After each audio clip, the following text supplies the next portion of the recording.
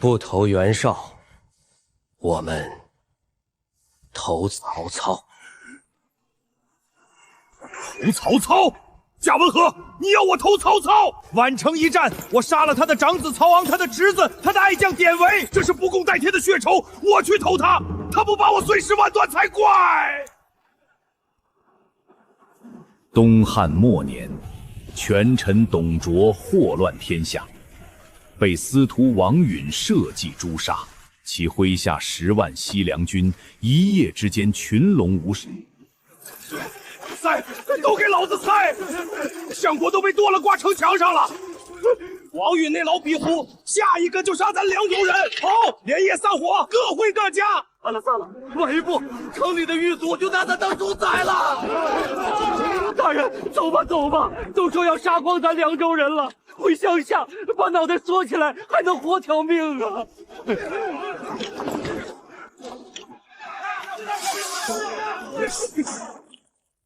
蒋文和，你一个校尉凑什么热闹？没看见要散伙了吗？二位将军这一散，明天就得被长安城里的狱卒绑着，一个一个砍了脑袋。你什么意思？散了就是死，一群没了号令的兵，谁都能杀。可要是不散呢？沿路把溃兵都收拢起来，反过来杀回长安。杀回去？你当那10万人是你捏的？赢了，这天下是你们的；输了，再跑也不迟。西凉二郎，续兵！李将军有令，全军集结！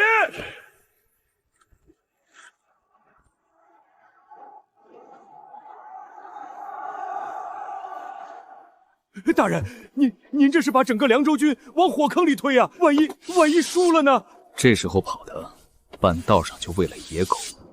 跟着我，别自己拿主意。你能活，你凉州那一家老小也能活。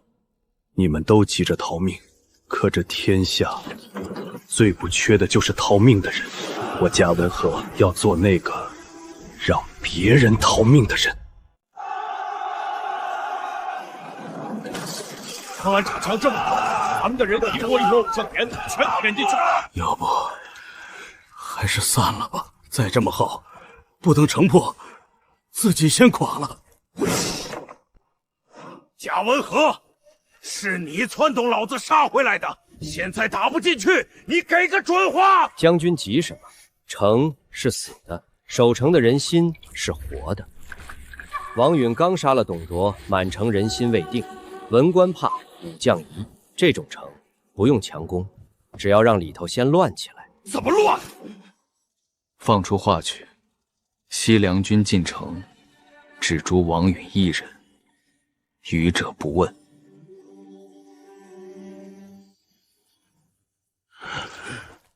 一座人人都想活命的城，你给他们一条活路，这城就自己开了。只诛王允，余者不问。只诛王允，余者不问。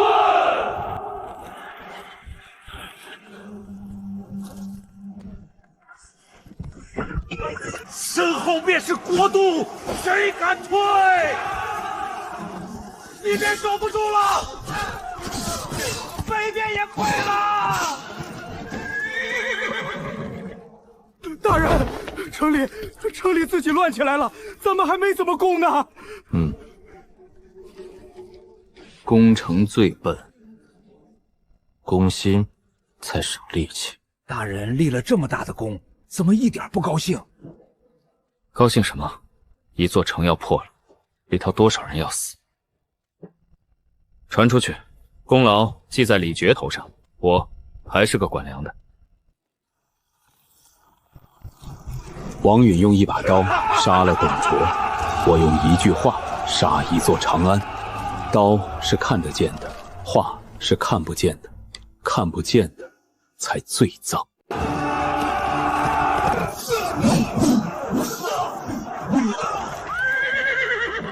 这吕布是人是鬼？这么打下去，咱们的人要在城门口填光了。文和没法打了，吕布天下无双，正面硬碰，咱们填多少人都不够。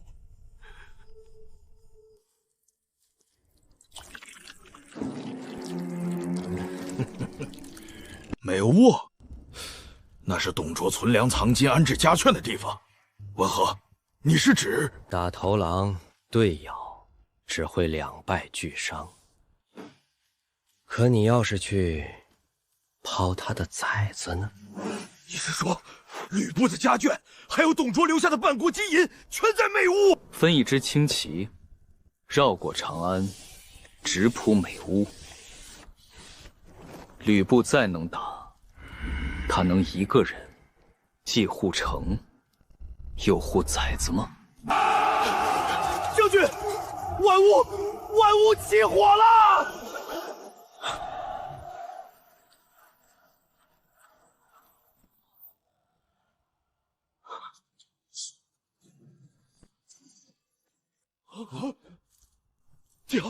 貂蝉，梅屋，快随我去梅屋！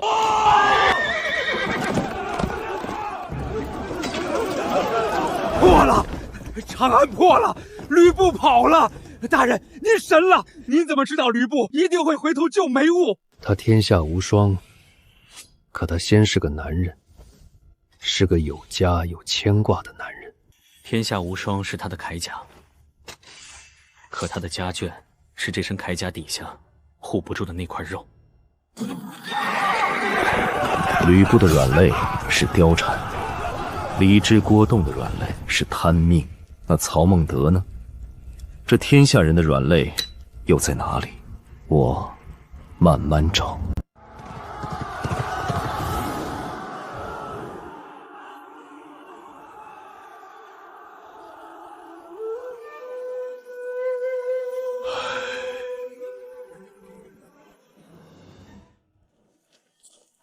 王司徒，你前脚剁了相国，后脚就要尽屠我凉州人，今天该轮到你了。老夫杀董卓是替大汉除贼，死也甘心。倒是你们纵兵进攻，屠戮百姓，这才是真国贼！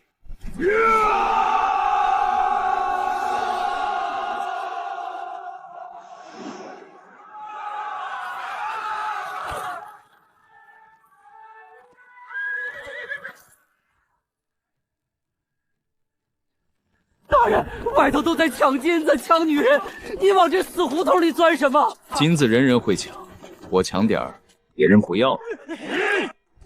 住手！多管闲事！这院里的人是李傕将军要的活口，动他们一根汗毛，你俩拿命赔。活口？我怎么没听说？李将军可从没下过这道命令。先生，别拿将军的名头唬人吧。你可以现在就去问将军，只是等你问完回来，这院里要是少了一个人，李将军的军纪，你比我更清楚，后果是什么。放心，我会派人守在这里，确保你们的安全。敢问恩公高姓大名？他日不必，也别记我的名字，记住了，对你们没好处，对我更没好处。大人，这一城的乱是您当初放话搅起来的，如今您又冒险去救这几个文官，老奴糊涂了。您到底是好人还是……好人坏人是写史书的人后来才分的。我活在这一天，只分两种人，救不了和还能救。什么天子？董相国就是被你们这帮人害的！老子今天送你上路，一了百了。知然且慢，这小皇帝杀了固然痛快，可杀了之后呢？这满朝的公卿，这天下的名分，往后听谁的？听谁的？听老子手里这把刀的！瓜多，你少啰嗦。你们眼里还有没有大汉的江山？这乃天子啊！天子在老子刀下也不过是个……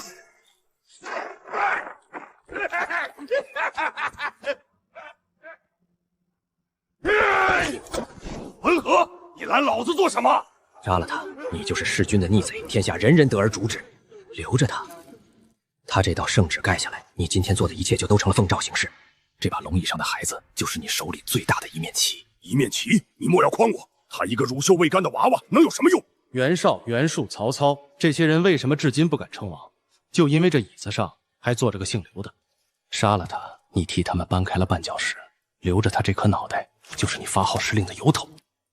垫脚石，挟天子以令诸侯，好一个奉诏行事！文和，还是你脑子转得快。臣嘉许救驾来迟，请陛下降旨，封赏平乱功臣，安定社稷。慢着，平乱功臣岂止李傕一人？我郭汜浴血奋战，这封赏的名册上头一个该有我的名字。阿多说的是，自然人人有份儿，但该由谁来代为拟定，咱们回头还得好好议议。这孩子今天恨我入骨，可正是我这一拦，他才能多活一天。一把刀只能逞一时杀戮之快，一道圣旨能让千万人替你卖命。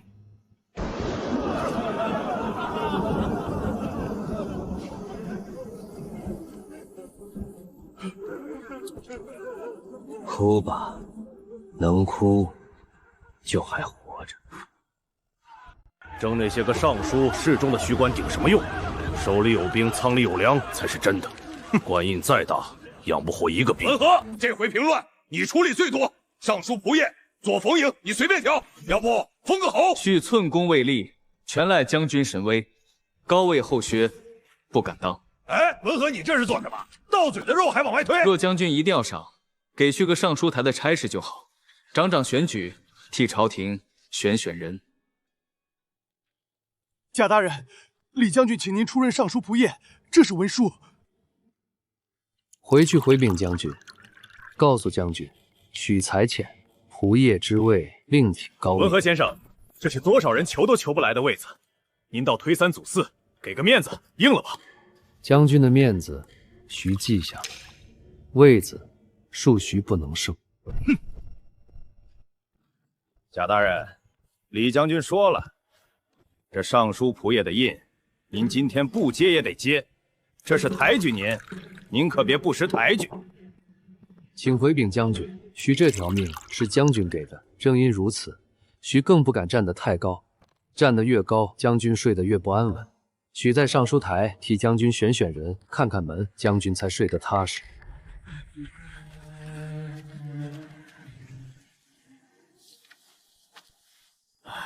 大人，到嘴的高官您一个个往外推，这些没权没势的穷酸书生，您倒一个个往家里老外头送，老奴是真不懂了，您图什么？官越大越扎眼，只有知进退，懂藏身，才能活得久。我图什么？图活着。我只想护住我自己，护住跟着我的人，还有那些还能救的人。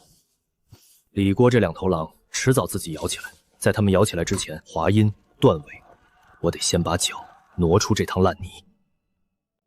阿多，上回拨给西县的粮草怎么少了30%？你郭家的仓倒是越堆越满。李之然，你也好意思说粮草？陛下的封赏哪一回不是你先伸的手？大人，您这官说辞就辞了。李傕3番5次要您出来主事，您这一走，他们会不会记恨？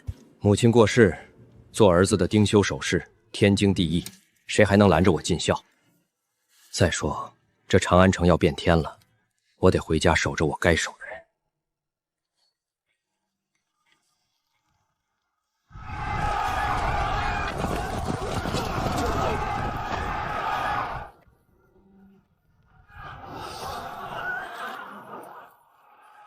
樊城趁乱带走30%人马，半数粮草，回了凉州。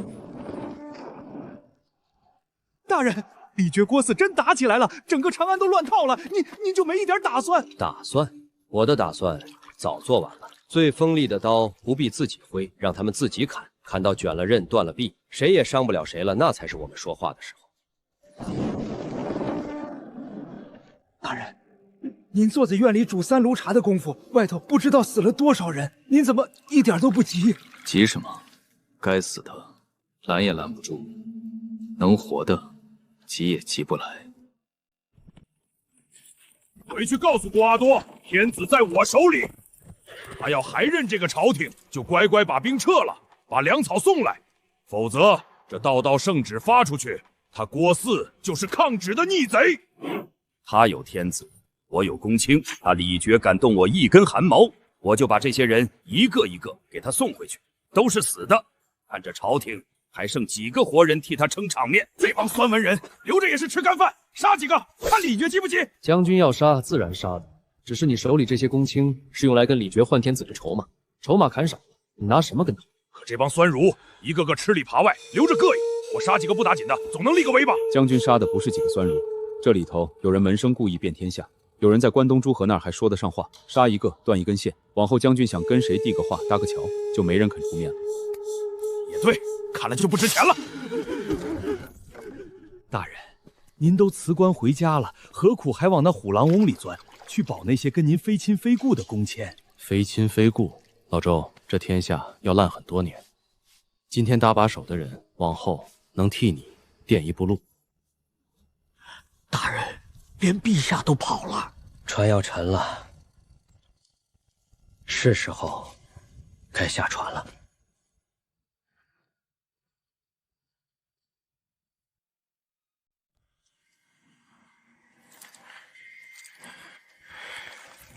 温和，郭汜那狗东西最近是不是又在算计我？我总觉得我营里有他的眼线。将军多心了。不过将军既这么问，一道想起一桩事。这几日将军帐下可有谁行踪比往常勤了些？比如深夜里往营外递东西，或是跟不相干的人私下碰过面。你这么一说，还前儿夜里我那亲兵队长鬼鬼祟祟往营外去了一趟，你是说他是郭汜的人？郭汜要害将军，未必用刀，一封信，一个内应就够了。将军这营里，怕是处处是眼睛，我这营里到底还有几个是真心跟我的？李傕要的不是真相，是一个能让他下定决心放我走的足够吓人的理由。那我就给他造一个。好你个郭汜，就要趁夜烧死我！文和，幸亏有你，你说我该怎么办？将军，如今内有奸细，外有强敌，长安已是死地。御愿为将军回乡募集旧部，再图后举。只是御这一走，山高水远，归期难度。文和，这满营上下只有你一片忠心，去吧，回乡募兵，我等你回来。您那封信把郭汜的笔记模仿的那样像，李傕竟一点没看出来。李傕不是太相信了，一个人怕到极处，你递给他什么证据，他都信。我不是骗了他，是喂饱了他心里那只鬼。此人能让李傕、郭汜两个疯子拿下整座长安，留在我这弹丸花营。哪天我手底下的兵被他几句话拐走了，我都不知道。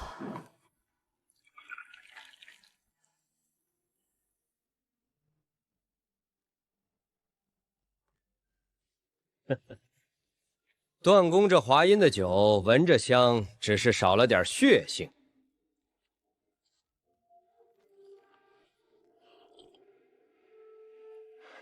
文和，好酒量。段公待我不薄，只是许有一言，不知当讲不当讲。文和，但说无妨。段公这华阴地方小，兵也少，守得一时，守不了长久。南阳张绣兵强马壮，正缺个替他拿主意的人。我愿替段公去南阳走一遭，既能与张绣结好，互为傲固，也免得遗留在华阴，碍了段公的眼。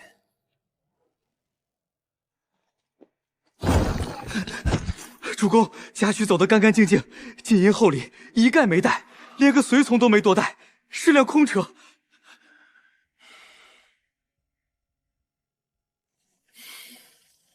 大人，段公备的那些金银，您怎么一样都不要？拿了他的东西，他夜里就睡不着，就要派人来追，空着手走，他才睡得踏实。下一城，南阳。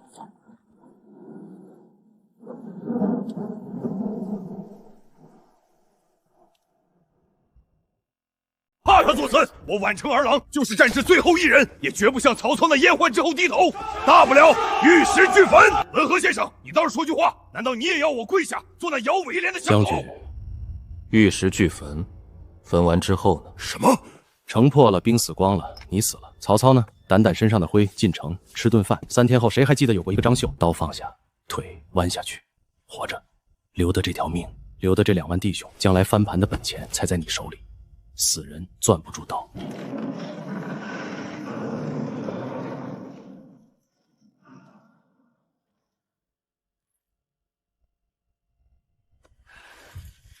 张将军不必多礼。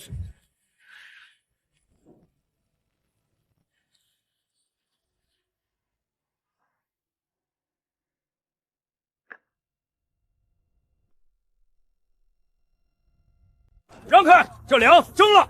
我们丞相的大军在此，尔等降兵降将，还敢护着刁民？光天化日，强抢民粮，我们将军已经归顺丞相。这宛城的百姓也是丞相的子民，你们凭什么？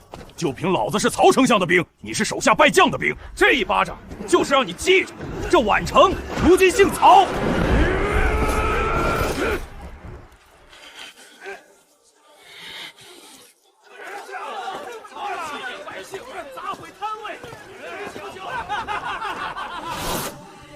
别为我搭上一城人，我一个寡居的人，早该烂在族谱里了。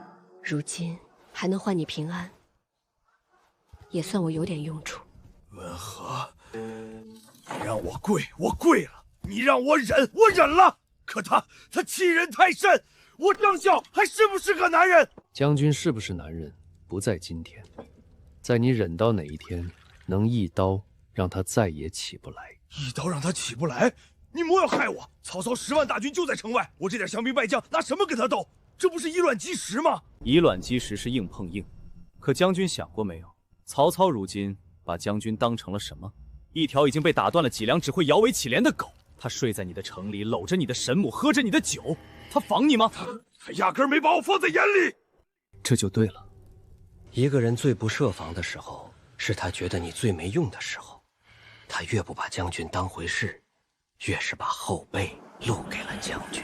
先生，你是说你有办法？曹操自以为高枕无忧之地。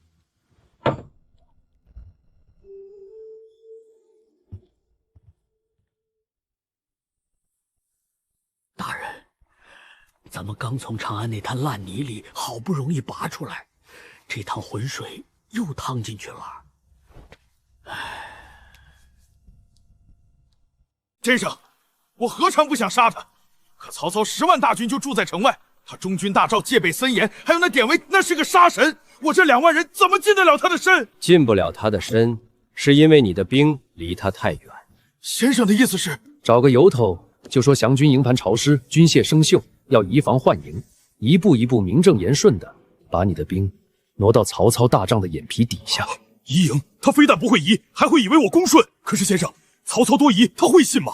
他不信你，他信的是一个刚被他地上跪着投降的败军，怂得连头都不敢抬，哪儿来的胆子敢在他眼皮底下动刀？丞相，降军营地微洼潮湿，军械多有锈蚀，恐误操练，秀斗胆，请移营至丞相中军复处，也好日夜聆听丞相教诲。准了，难得你有这份恭顺之心，移吧。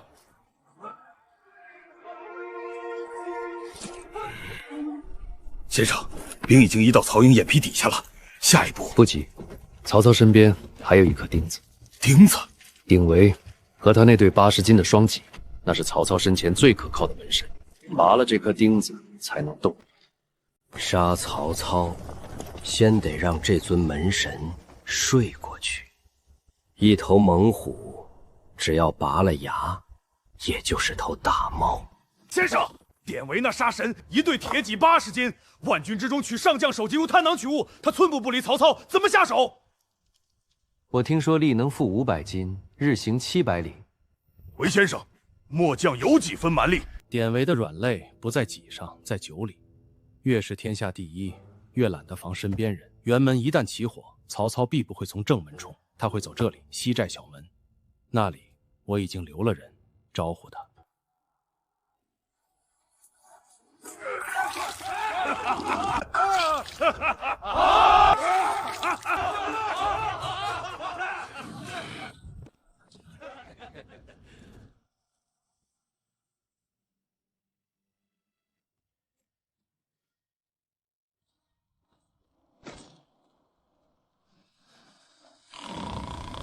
张兄，成了！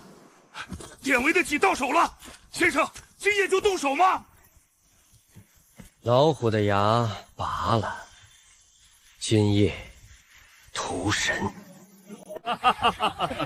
想我曹孟德，提3尺剑，扫荡群雄。如今坐拥宛城，天下英雄，谁敢向我扬鞭？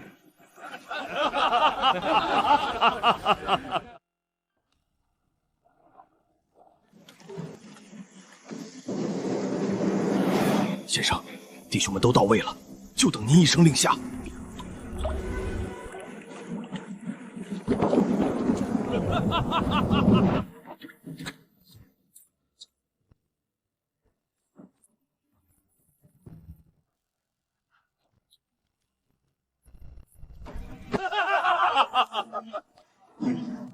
曹丞相，该醒了。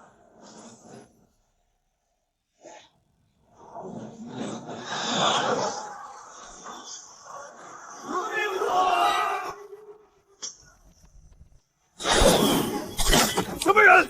张绣，是张绣反了，失火了！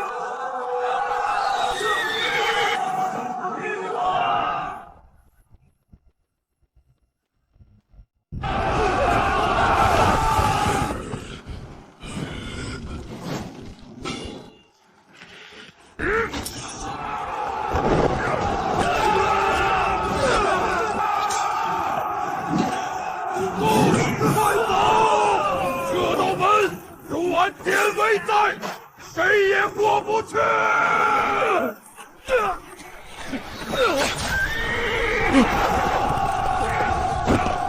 航儿，那你怎么办？父亲，快走！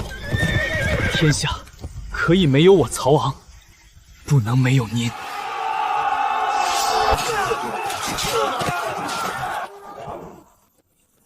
先生，成了！曹操插翅难逃了。典韦是条汉子，困兽犹斗，弃子保帅。曹操有这样的儿子，这样的猛将替他去死，他这条命硬得很啊！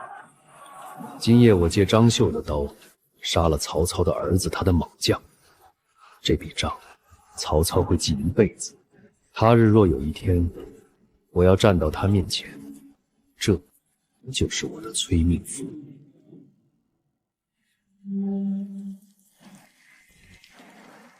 先生，咱们真的把曹军打成这样了，可他跑了，他会不会回头报复？会。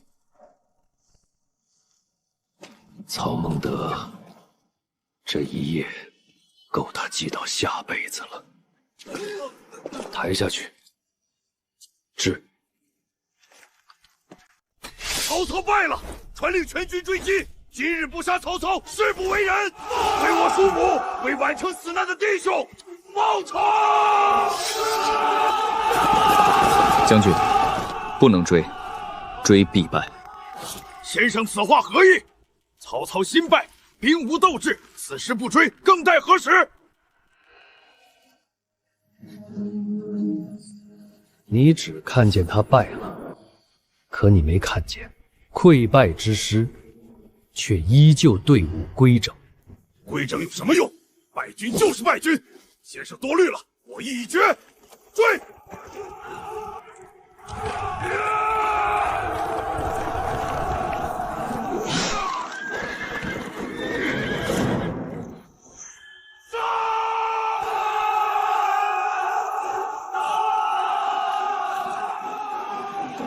撤离！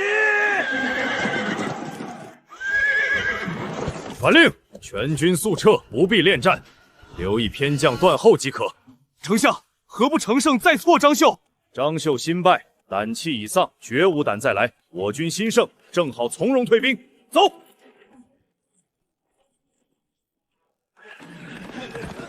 先生，悔不听先生之言，果然中了曹操的伏兵，大败而归，休服了。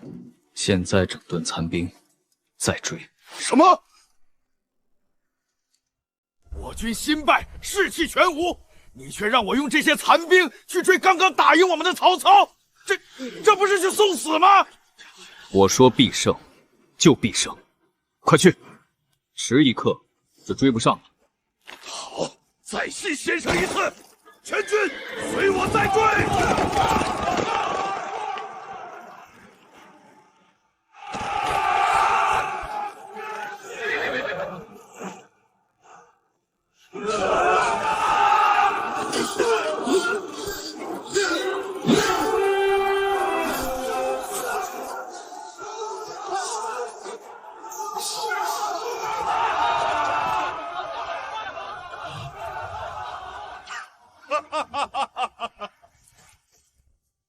先生，同样是追击，为何第一次追必败，第二次追必胜？先生何以料事如神？第一次，他亲自断后，曹操用兵如神，你当然打不过。打赢了你，他必想张绣被我打怕了，绝不敢再来，于是他放心撤走，把段后丢给偏将，段后的换成了偏将。这一回，你追的不再是曹操。先生神机妙算，绣五体投地。先生算的究竟是什么？我算的不是兵，是人心。将军肯信我这一次，我便不亏将军这份信任。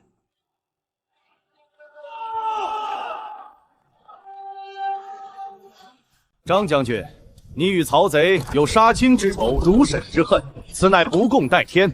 我家员工四世三公，门生故吏遍天下，拥100万之众，正与曹贼决战官渡，胜负已定，只在旦夕。今日员公赐将军封侯之爵，赠黄金10000两，正是要与将军同仇敌忾，共诛国贼。将军报仇雪恨在此一举，裂土封侯亦在此一举。放着这泼天的机缘不要，将军难道还想着去投奔那杀你满门的曹贼不成？大胆！你是何人，竟敢如此羞辱我主？回去告诉袁绍，他连自己的亲兄弟都容不下，还能容得下天下的英雄吗？贾文和，你疯了！袁绍势大，是我们唯一能抱的大腿，你把他得罪死了，你是要拉着我全军给你陪葬吗？将军要杀我，随时可以，但杀我之前，请先听我一句话：不投袁绍，我们投曹操。投曹操？贾文和，你要我投曹操？宛城一战，我杀了他的长子曹昂，他的侄子，他的爱将典韦，这是不共戴天的血仇，我去投他，他不把我碎尸万段才怪。这是什么道理？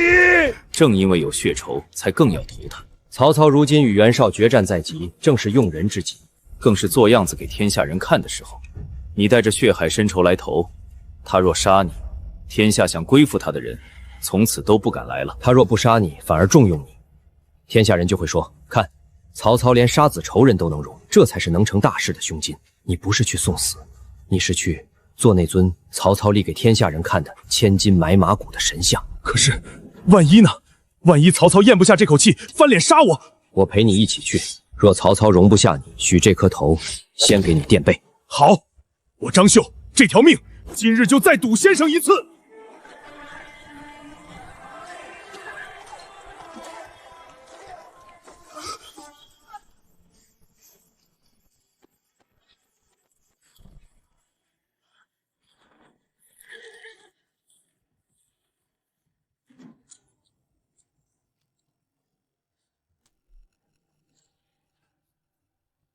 就是这个张绣，宛城一战，大公子曹昂、典韦将军都死在他手里，他也有脸来这许都受降。还有他身后那个姓贾的，听说宛城设局的就是这条老毒蛇。丞相若肯把这2人交给我等，我第一个要他们血债血偿。罪将张绣，宛城之事罪该万死。今日计也来降，要杀要剐，悉听丞相处置，绝无怨言。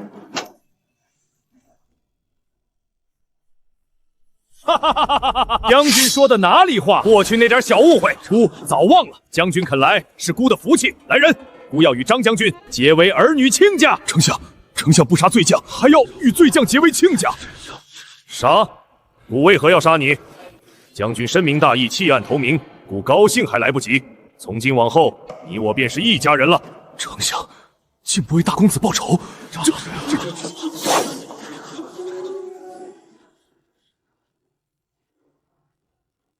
宛城那一夜，让孤险些丧命的是你吧？让孤险些丧命的是你吧？回丞相，是许。许当日为张将军谋划，各为其主，尽人臣本分而已。丧家之犬，走投无路，不得已而为之，叫丞相见笑了。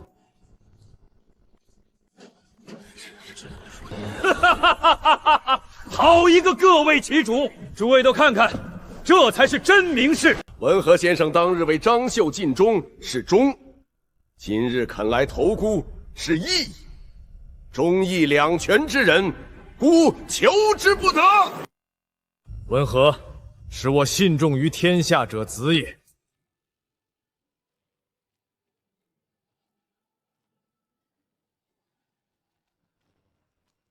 大人，这可真是因祸得福啊！杀了人家儿子，非但没被治责，反倒封了侯，拜了执金吾。丞相他可真是宰相肚里能撑船。老周，你只看见我封了侯，没看见这府邸的门口多了几双眼睛。眼睛？那是丞相赏的护卫啊！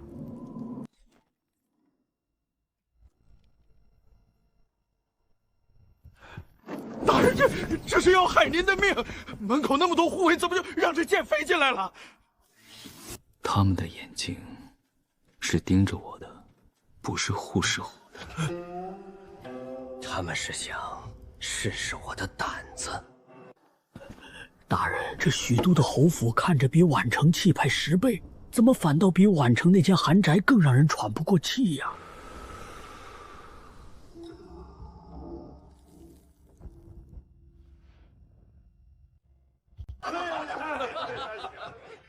宛城过来的人也配碰我曹营的核心良策？要查，去请丞相的批条子来。哼！一个降了又降的3姓家奴，也配碰核心良策？我看呐，丞相不过是做给天下人看。嘘，慎言，这老狐狸阴着呢，小心传到他耳朵里。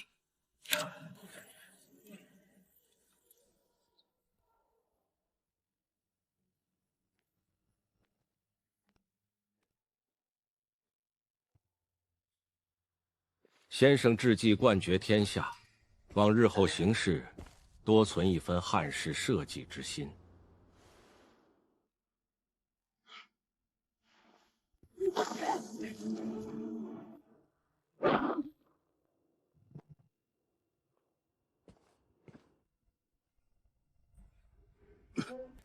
大人，您自己都被这满营的人挤兑成这样了，还有心思去管一个老书吏？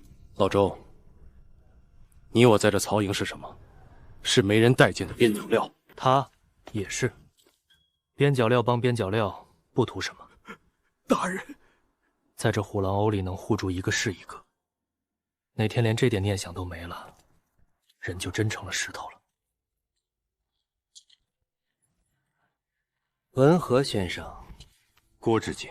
先生这半日被人指着鼻子骂，被许褚当贼一样盯着，脸上却一点波澜都没有，装得累不累？文和先生降曹以来，深居简出，谨言慎行，旁人都当先生是明哲保身，家总觉得先生这份安分安顿的有点太用力了。祭酒说笑了，许一个降臣杀过丞相的公子爱将，能留一条命已是天恩，不安分还能怎样？多走一步，多说一句，都是取死之道。许胆小，惜命罢了。惜命？先生宛城设局，火烧曹营，饶城2追曹公，哪一桩是胆小惜命之人做得出来的？先生的盾是装的。祭酒抬举了，此一时彼一时。当年在张将军帐下，是各为其主，不得不谋。如今在丞相帐下，人才济济，谋士如云，哪里还轮得到许多嘴？许只想守着执金吾这点差事，安安稳稳过完下半辈子。家在这曹营，见过太多聪明人，一个个都恨不得把我很厉害写在脸上。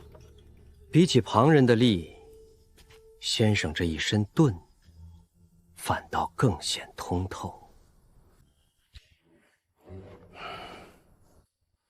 文和先生，你我这样的人活在这世上累不累？累。可不累的人都已经死了。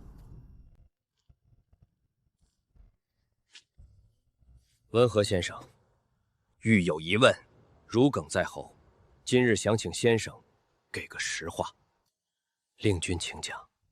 自董卓乱政以来，先生辗转李煜、段伟、张绣，直至丞相帐下。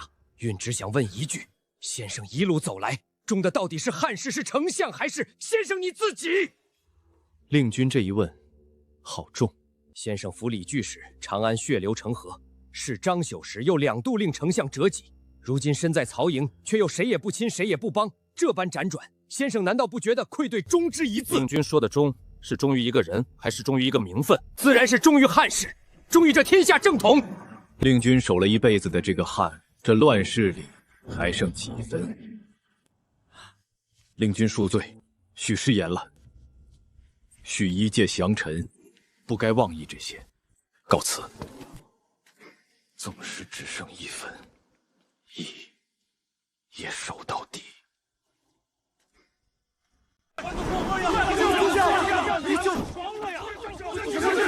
丞相，袁绍势大，我军粮少，不宜久迟，当速速寻其主力决战，以求速胜。袁绍屯粮乌巢，虽有守备，却是骄兵轻敌，以游之见，可遣轻骑迂回，袭扰其粮道。只是丞相迟迟不决，恐怕顾虑的是袁绍那43公的门第之威，不敢轻动。公达所言极是。袁绍色厉胆薄，好谋无断，其军虽众，实不足惧，当寻其破绽，一击致命。话虽如此，可袁绍粮道守备森严，如何能断？依我看，还是当固守待变。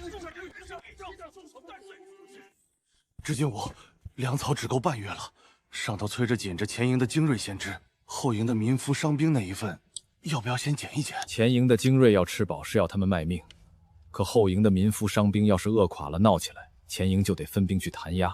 那才是真的乱，都按员额制，缺的这一块，从我执金吾的份例里先匀出来。满帐的人都在抢着给丞相献策，博一个前程。就先生你揣着满肚子的锦绣，半年了，一个字儿都不吐，图什么呢？祭酒忘了，许是降臣，降臣多嘴是取死之道。取死之道。那要是有一天，丞相亲自来问先生呢？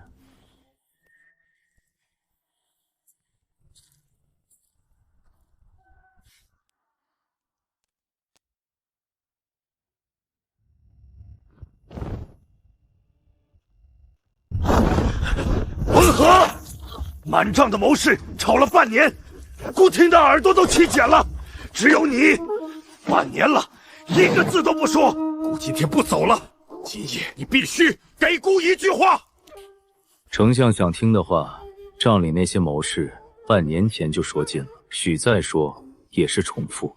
孤不要重复，孤要你说这一仗到底还打不打得赢？论聪明，丞相胜袁绍；论勇敢，论用人，论决断，丞相样样都胜他。既然样样都胜他，那孤为何还赢不了？为何还在这里跟他耗了半年？因为丞相唯独还在怕他那个43公的虚名。袁绍的43公是他祖上传下来的，丞相的江山是丞相自己一刀一枪打下来的，一个靠祖宗，一个靠自己，丞相怕什么？报丞相，袁绍帐下谋士许攸连夜前来投降。曹公，机不可失。乌巢粮草是袁绍的命根子，只要一把火烧了它，河北军心力溃，此战必胜。曹公，用兵之道贵在出其不意。许攸此来纵有3分险，可这乌巢一烧就是7分的天下，机不可失，时不再来，还犹豫的什么？文和，你说，丞相还有多少粮草？丞相耗下去，粮尽兵散，是10成的死。奇袭乌巢，纵使诈，也不过一搏，1半的生和10成的死，丞相选哪个？许攸贪而好胜，受辱来降，此计必无诈。连5000行起，大援军起后，先埋几句。孤亲自去烧了这乌巢，成败在此一举。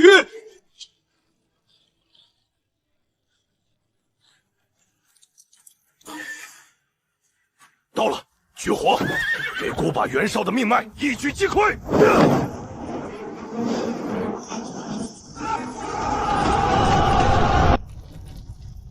袁绍一败，北方再无人能与曹操争锋。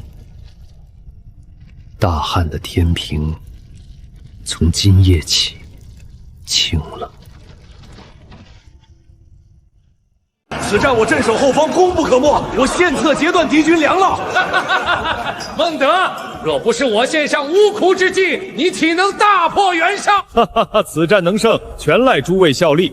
文和，甘渡决战，坚定孤心的是你的进言，此番首功，孤要重重赏你。丞相谬赞，亦不过是顺势说了一句实话。真正的首功，一在荀攸先生运筹帷幄，稳住全局；二在徐子远先生陷乌曹其漏，一锤定心。言何德何能，敢居二位之前？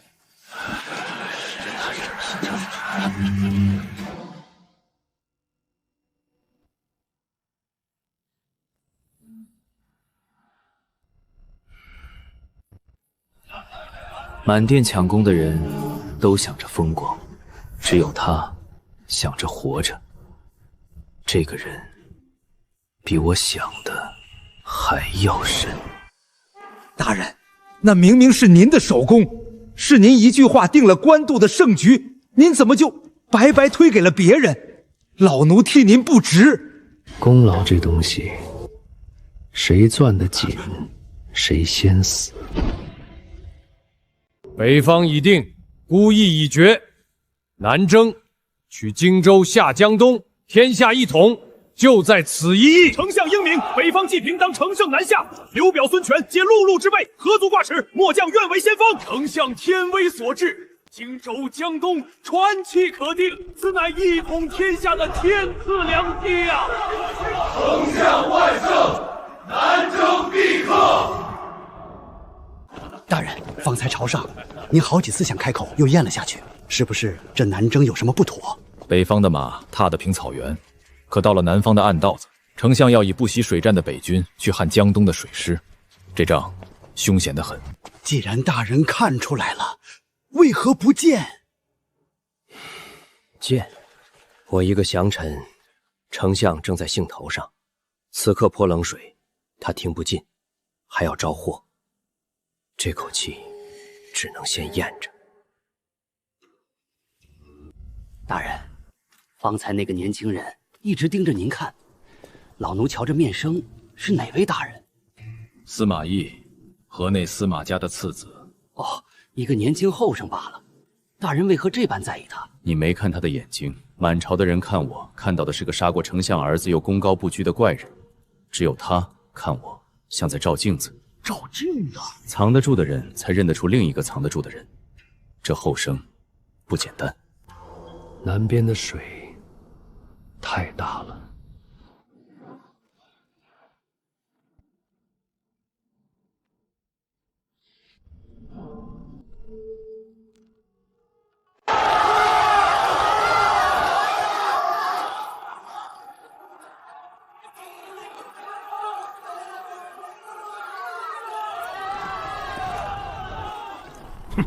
一群袁绍的降臣，昨日还与我等土兵相向，今日摇身一变，倒成了丞相的座上宾。这冀州是我等一刀一掌打下来的，可别便宜了这帮墙头草。这些曹操的袁曹眼睛都长到头顶上了。我等虽降，好歹是治理河北多年的老人，这偌大冀州还得靠我等。他们那帮武夫懂什么治理？且看着吧。贾大人，久闻大人乃当世奇才，今晚府上略备薄酒，几位老弟兄想请大人过去叙一叙，大人可一定要赏光啊！将军美意，细心领了。只是喜近日身子不爽利，贪杯误事，就不叨扰了。改日再向将军讨教。贾大人，一点薄礼不成敬意。我等河北心腹，人生地不熟，往后还望大人多多提携照拂。礼系不能收。诸位既已归顺丞相，便是自己人，好好当差便是，何须提携？这礼你带回去。大人，这两拨人都来拉拢您，您到底向着哪边啊？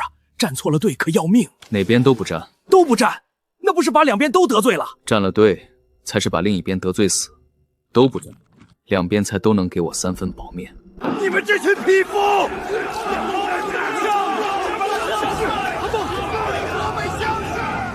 丞相，河北心腹原是余党卫青，人心浮动，当以雷霆手段严刑电法，镇压不服者，方能永绝后患。若一味宽纵，恐生变乱。此言差矣。河北百姓饱经战乱，人心思安。当务之急是轻徭薄赋，宽严民，方能收拾人心。若一味严刑，只会把百姓逼到袁氏残党那边去。你这是长他人志气，袁氏余孽岂能姑息？将军只知用兵，可知治理河北靠的是人心，不是屠刀。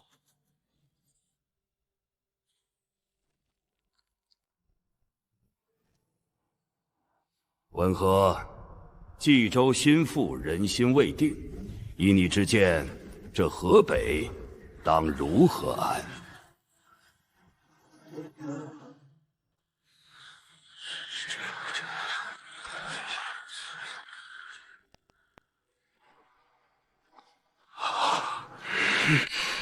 回丞相，河北初定，百姓刚经历大战，最怕的不是严，也不是宽，是折腾。依贤愚见，安民、夹刑、轻赋，让百姓有口饭吃，有块地种，少受些娇扰，人心自然就定了。安民、遐想、轻赋，好一个句句为公。文和啊，文和，你这个人怎么就华不入手呢？丞相谬赞，荀只是个管粮草的，不懂那些大道理，只知道百姓能活，丞相的江山才能稳。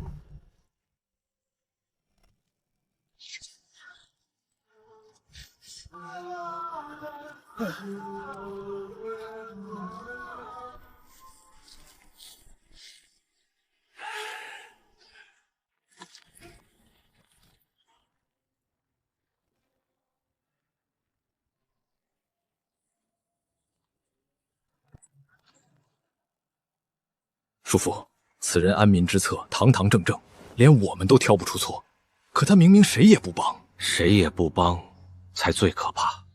这样的人，你永远不知道他真正想要什么。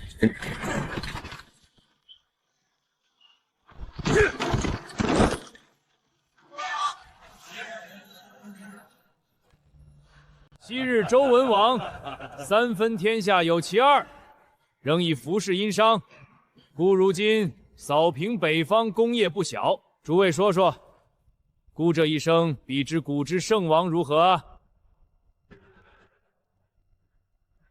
文和，你说。回丞相，古之圣王，功在教化。丞相扫平北方，止息战乱，让千万百姓免于兵祸。丞相功在社稷，则在苍生。至于比之圣王如何，那是后世史官的事，许不敢妄言。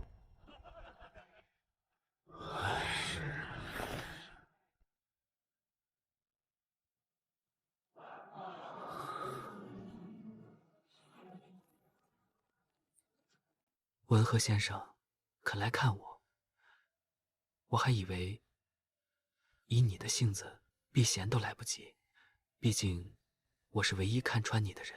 正因为你看穿了我，我才来。这世上能看穿我的人不多了。何止不多，除了我还有谁？荀令君守着他的汉室，看不上你我这般不择手段的人。满营的武夫，更是连你藏了什么都瞧不见。文和，你我是同一类人啊。同一类，却是2条路。凤笑，你锋芒毕露，我深藏不露。是啊，所以你看，先走的是我这个路锋芒的。我这一辈子活得痛快，想说的说了，想赌的赌了，想辅佐的明主也辅佐了，就是短了点儿。文和，你我初见那年我就知道，你是这乱世里唯一一个能跟我下完整盘棋的人。可惜啊，你太能忍，我太张扬，这盘棋还没下完就要先撂子了。凤笑言重了，你我这盘棋，你从未输过。输过？我输在活不到看你走到最后那一天。可你不一样，文和，你活得太憋屈了。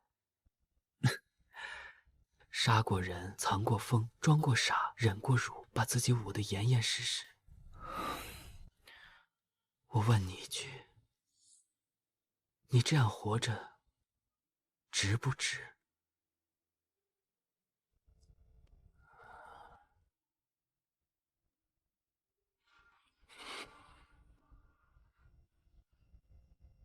你赢了痛快，我慢慢来。刘表老朽坐守荆州，孙权惶口，偏安江东。姑协平定北方之危，挥师南下，何愁天下不定？传令，整备三军，克日南征。丞相英明，北方既定，正当乘胜南下，一统寰宇，此乃天赐良机呀！末将愿为先锋，荆州、江东弹指可下。丞相不世之功，便在此一举。丞相天威，南征必胜。大军心疲，士卒未稳，南人善水，而最要命的是曹操这份没人敢拦的骄傲。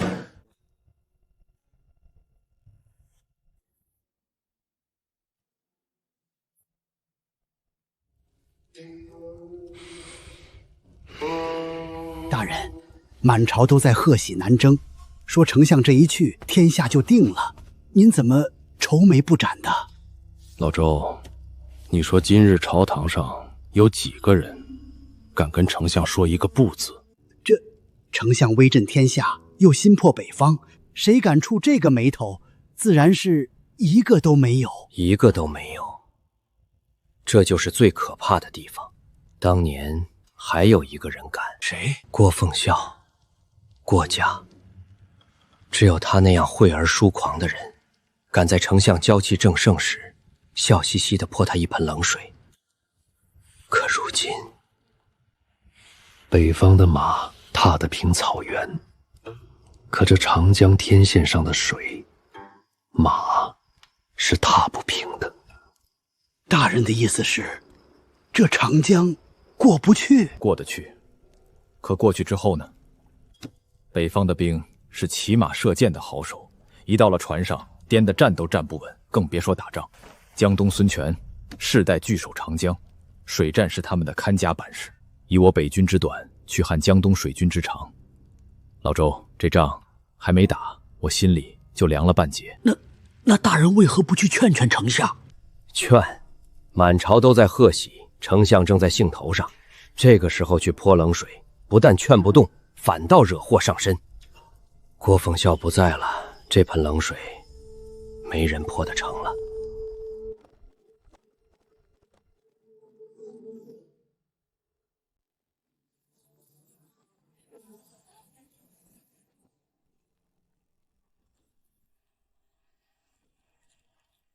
哈哈哈哈！天助我也！荆州水军蒙冲斗舰，尽归我有。有了这支水军，孤便再无长江之忧。孙权小儿拿什么挡孤？哈哈哈哈哈哈！恭贺丞相，兵不血刃便得荆州。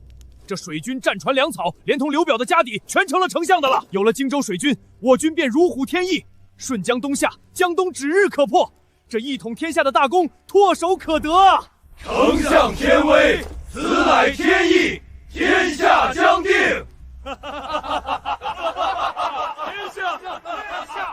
好，传令下去，大军在荆州稍作休整，即刻顺江东进，直取江东。勿要一鼓作气，荡平孙权，一统这天下。愿随主公。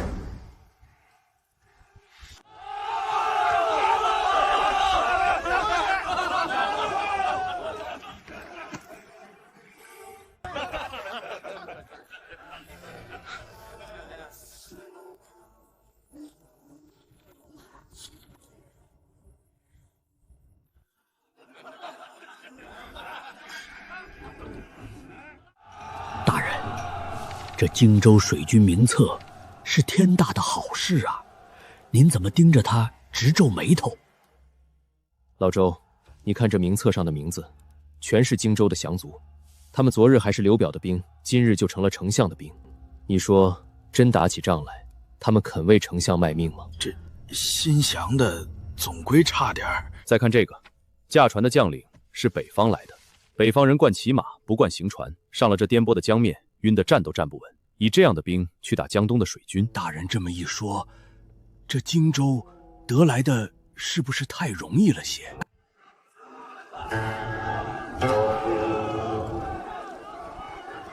得来太易的东西，最容易让人骄。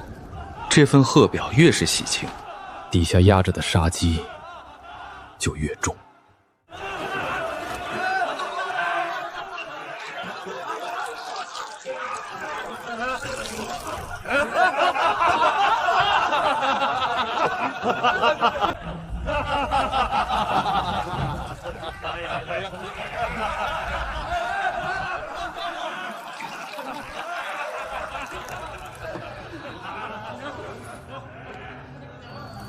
丞相，孙权黄口小儿不堪一击，我军携大胜之威，又得荆州海军，正当一鼓作气，直下江东。请丞相下令！请丞相下令！请丞相下令！末将愿为前部先锋，提兵3万，踏平江东，活抓孙权，献于丞相帐下。丞相，兵贵神速，孙权若得了喘息，连接刘备，便是后患，当趁其未定，速速进兵。好，众将有此锐气，何愁江东不破？孤意已决。丞相明鉴。丞相西破袁氏，今收汉南，威名远著，军事既大。若能借荆州之饶，先安抚百姓，犒赏士卒，休养生息，则江东不必兴兵，可传撷而定。若此时急于决战，我军新得荆州，人心未服，北方士卒不习水战，而孙权据长江之险，上下一心。以我之短，攻彼之长，胜负实难逆料啊！文和多虑了，孤有雄兵100万，上将1000密，又新得荆州水军战船1000艘。孙权若识时务，自当来降。若敢螳臂当车，吾正好一举荡平江东。丞相，兵法云：知己知彼。我军之短正在水战，孙权之长正在长江。以短击长，纵有100万之众，也难施展。求丞相三思。三思？文和，你太谨慎了。当年官渡，袁绍10倍于孤，孤尚能一战而胜。如今孤10倍于孙权，难道还打不过一个黄口小儿？官渡是陆战，赤壁是水战。丞相，此一时彼一时啊！够了，孤意已决，你不必再言。贾太尉之言未必没有道理，可丞相正在兴头上，谁劝得住？但愿是贾太尉多虑了。大人，丞相不听您的，这可如何是好？您何苦触这个眉头？触眉头？老周，该说的我说了，听不听是丞相的事。丞相，此番过后，你又要饱尝一次锥心之痛了。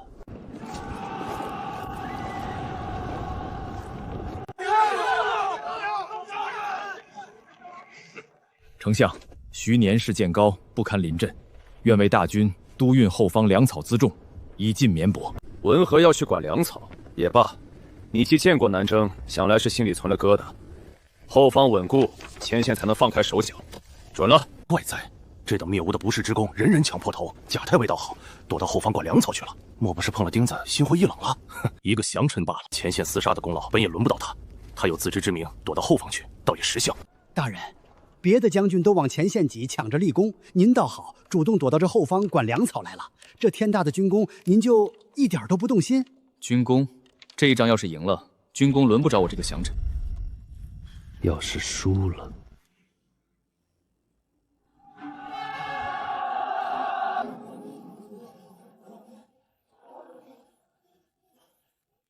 孤投鞭于江，足可断流。孙权小儿拿什么挡孤？丞相天威，愿为先锋，踏平江东。此战之后，天下一统便在旦夕，我等都是开国功臣。大人，您听，前头将军们喊得多带劲儿，都说这一仗天下就定了。定了。老周，你看这江面上的风起了，东南风。这个世界不该有东南风的。东南风，这有什么打紧？打紧得很，风向不对，火就烧到自己人身上了。走吧，咱们慢些，追在后头就好。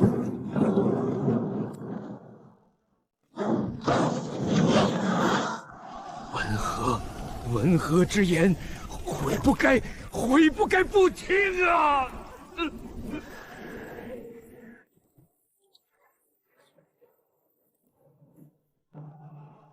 大人，不好了！前线全军覆没了，孙刘联军火攻一把火把咱们80万大军的战船全烧了。丞相败的只剩残兵败将，正往回逃呢。您在朝堂上见南征会书，竟真的应验了。您这神机妙算，当真是……老周别说了，我说中了，可我一点都不想说。大人，您料事如神，这是天大的本事，该高兴才是啊！高兴？你去江边看看，那飘满一江的是什么？是北方来的娃娃们的尸首。我在朝堂上多说一句，他们或许就不用死在这不惜水战的江上了。可我说了，丞相不听。如今我说中了，用的是这满江的人命，这样的重我宁可一次都不要应验。都不说话了。当初请战江东的时候，你们一个个慷慨激昂，恨不得立刻饮马长江。如今80万大军一把火烧了个干净，怎么都成了哑巴？丞相，胜败乃兵家常事，那孙刘用火攻实乃奸诈，我军一时不备，才一时不备。顾问你赤壁开战前是谁力主速战速决？是谁说孙权黄口小儿一鼓可下？如今是这奸诈的火烧了孤的船，还是你们这些慷慨激昂的嘴葬送了孤的80万儿郎？赤壁之败，损兵折将，孤之过也，孤悔呀！当初若是听了文和之言，先安民缓决战，何至于有今日之败？丞相言重了，胜负乃兵家常事，此番虽有小错，然丞相根基未动，北方稳固，养精蓄锐，来日方长。许当日不过随口一谏，当不得丞相如此挂怀。文和，满朝文武当初都说南征必胜，只有你一个人说会输。如今果然如你所料，你说孤该拿你怎么办？许惶恐，许当日一谏，不过是尽人臣本分，并无先见之明。丞相言重了。本分，文和，你这份本分可比旁人的先见之明还要吓人。孤有时候在想，一个能算准孤会败，却又从不居功，把自己藏得严严实实的人，孤是该庆幸有你，还是该防着你？丞相明鉴，许一无军功，二无党羽，三不结交外臣，何门自守？许这条命，这一家联系于丞相一念之间。许若有半分异心，岂非自寻死路？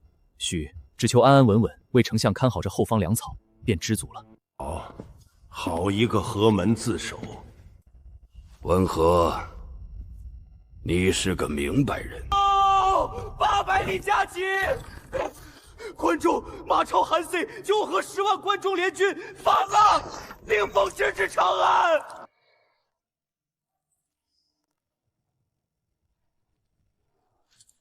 禀丞相，关中急报，马超、韩遂就和10路诸侯10万铁骑依法兵锋直至长安，沿途州县望风而降。丞相赤壁新败，我军元气未复，士卒疲惫，此时西凉又反，若两面受敌，恐难支撑啊！住口！长他人志气！马超小儿不过仗着几分蛮勇，韩贼老贼手鼠两断之辈，也敢趁火打劫。丞相息怒，只是西凉铁骑天下闻名，骁勇善战，此战还需从长计议，不可轻敌呀！从长计议，马超都打到长安了，还计议什么？传令，孤要亲征关中，踏平西凉。孤倒要看看这西北的反贼有几分能耐。大人，您上回看着那摊茶字出神，老奴就觉得不对。这才几天，关中真反了，您可真是未卜先知啊！不是未卜先知，是曹丞相赤壁一败，元气大伤，西凉那些人自然就动了心思，这不难算。曹操，你杀我父，灭我族，今日我便要用你的血祭我马家满门亡魂！有种，出来一战！好一个锦马超！年少悍勇，一杆银枪，竟有万夫不当之势。文和，你看此人如何？回丞相，马超之勇确实当世罕见，硬汉我军讨不了好。那依你之见，丞相且看马超身侧那位老将韩遂，这10万联军是马超的悍勇，配韩遂的老成，才拧成的一股绳。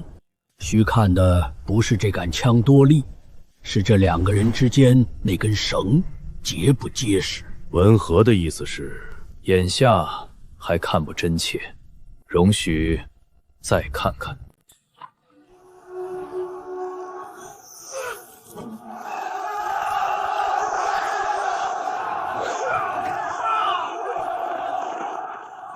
穿红袍的是曹操，抓住穿红袍的！长胡子的是曹操，抓住长胡子的！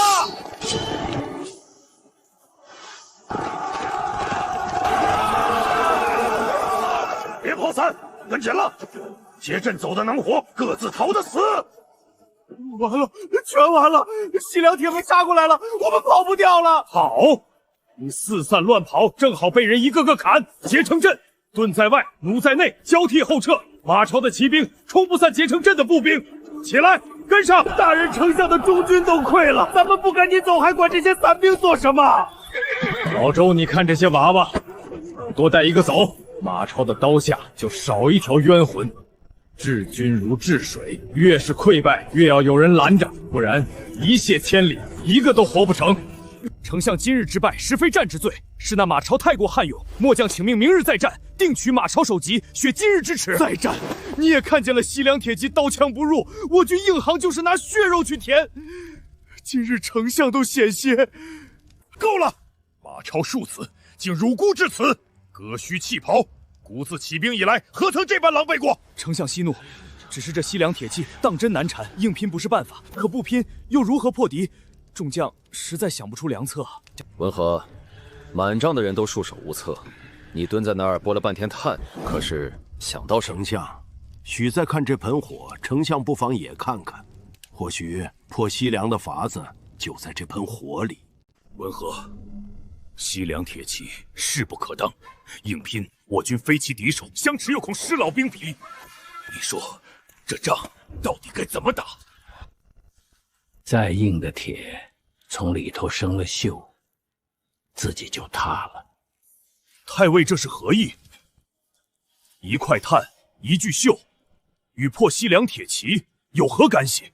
将军请看，这块炭在火盆里时通红滚烫，谁碰谁伤；可一旦离了火盆，离了同伴，它自己就凉了，灭了，成了一块谁都能捏碎的冷灰。你是说，马超的西凉铁骑就是这盆火？10万铁骑看着是一整块烧红的铁，可它由马超一波、韩遂一波拼凑起来的。丞相要破它，不必去砸这块铁，只需让它从里头生一道锈。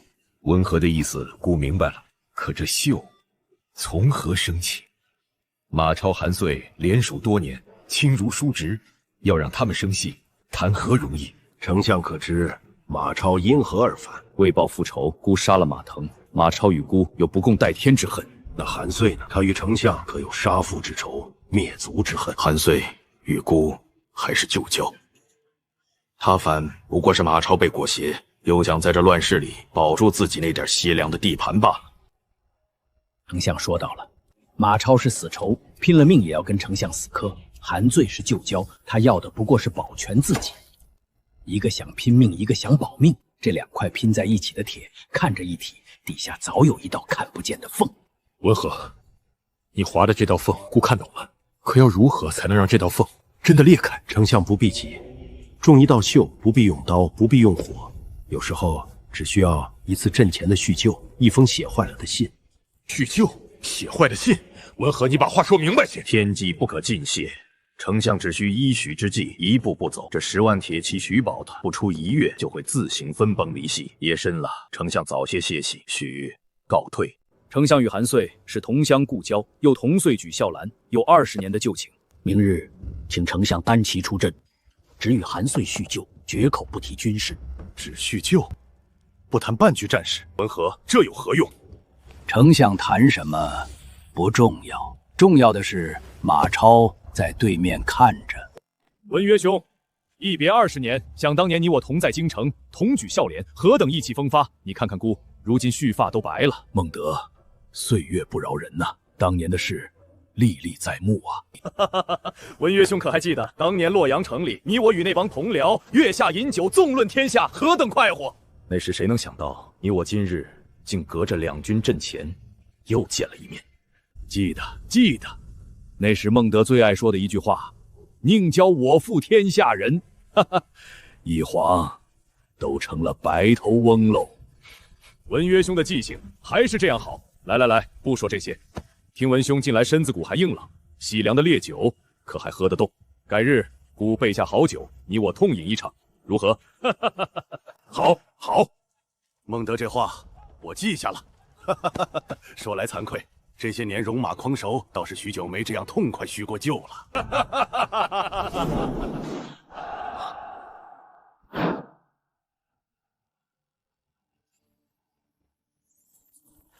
韩老将军跟曹操聊得这么热乎，都拍上肩膀了，这不是来谈判的吗？谁知道呢？两位老将是20年的旧交，叙旧也正常。可当着两军的面笑成这样，总归有点儿。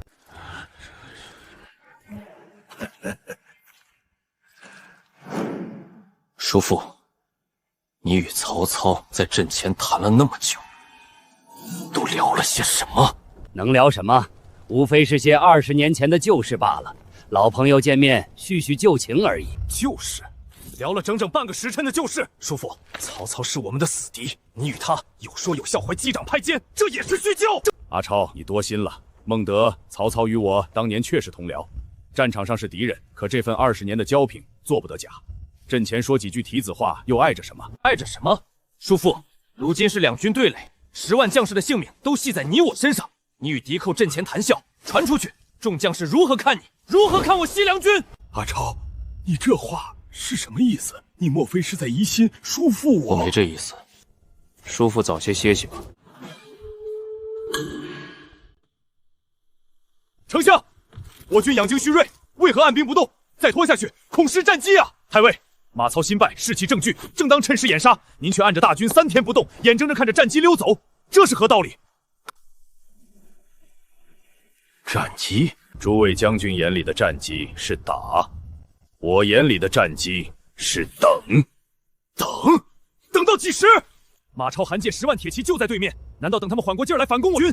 诸位，西凉铁骑硬打，我们要拿多少条命去填？割须弃袍之辱。忘了，这把刀太硬，砍不动。可再硬的刀，只要他自己生了锈，就断了。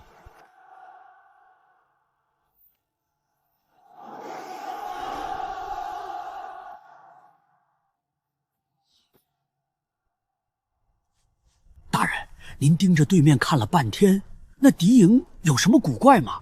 老奴怎么瞧着跟昨日没两样？老周，你看那两营之间的巨马鹿角。鹿角？那不是防咱们曹军的吗？怎么有一些调转了方向，对着他们自己人了？看见了，马操的营防着韩遂，韩遂的营防着马操。昨日还一致对外，今日开始就互相设防了。这是让窝里反啊！大人，您那阵前叙旧的一手，当真让他们叔侄离心了？水够混了。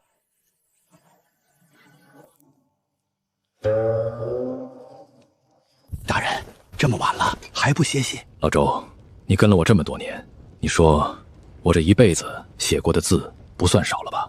那是自然，大人的谋略多半都在这笔墨之间。可我今夜要写的这封信，老周，你说一封信能杀多少人？信又不是刀，这如何杀人？刀一次只能杀一个，而这封信一旦写成，马超、韩采那对情同父子的叔侄会反目，10万西凉铁骑会自相残杀。这一封信里的墨，要染多少人的血，我算不清。既然如此，大人何必写它？不写，曹军就得拿几万条命去应填西凉的铁骑。这乱世总要死人的，我能做的不过是让死的人少一些。可即便如此，我这只手也终究是脏了。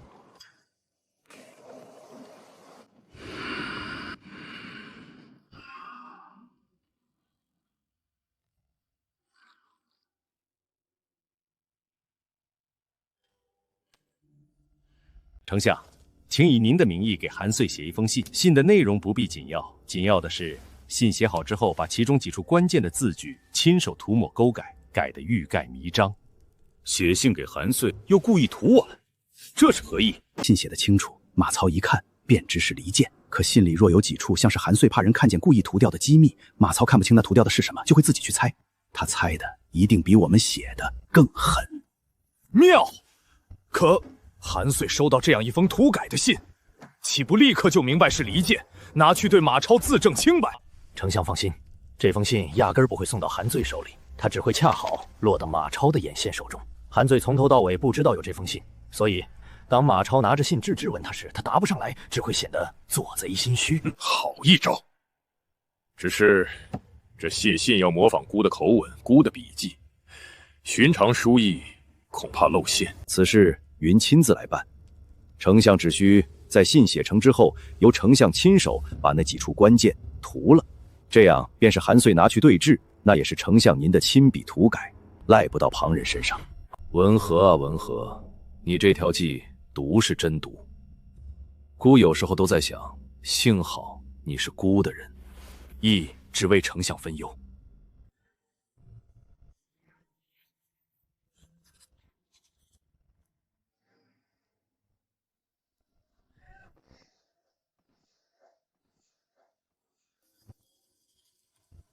当年在长安，一封假信救了我一条命，今夜在渭南，一封假信又要送走多少条命？这只手啊，写了一辈子的字，到头来最狠的还是这一笔。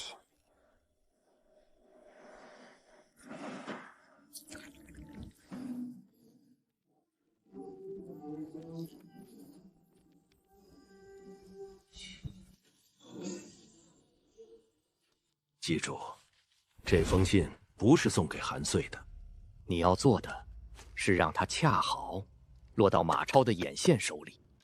太尉，让马超的人劫了去，这不是自敌吗？你只管办，劫信的地点要选在马超、韩遂两营的交界处，要让马超的人相信这是他们偶然劫下的，而不是有人故意送的。切记，你送信的痕迹一丝一毫都不能留。小的明白，这就去办。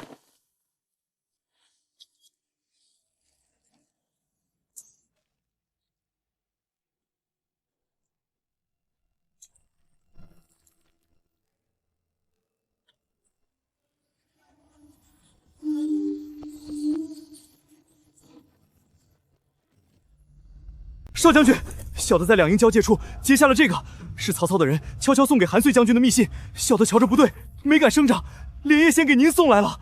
曹操写给我叔父的信，拿来我看。少将军，这信里好些地方都被涂黑了，小的斗胆，那涂掉的怕不是什么见不得人的话。好端端一封信，为何偏偏要涂掉最要紧的几处？你先下去，此事不许对任何人提起。叔父，信里被涂掉的到底是什么？为什么要涂掉？除非是怕我看见，是怕我看见他和曹操私下约定了什么，他要瞒着我。和曹操勾结？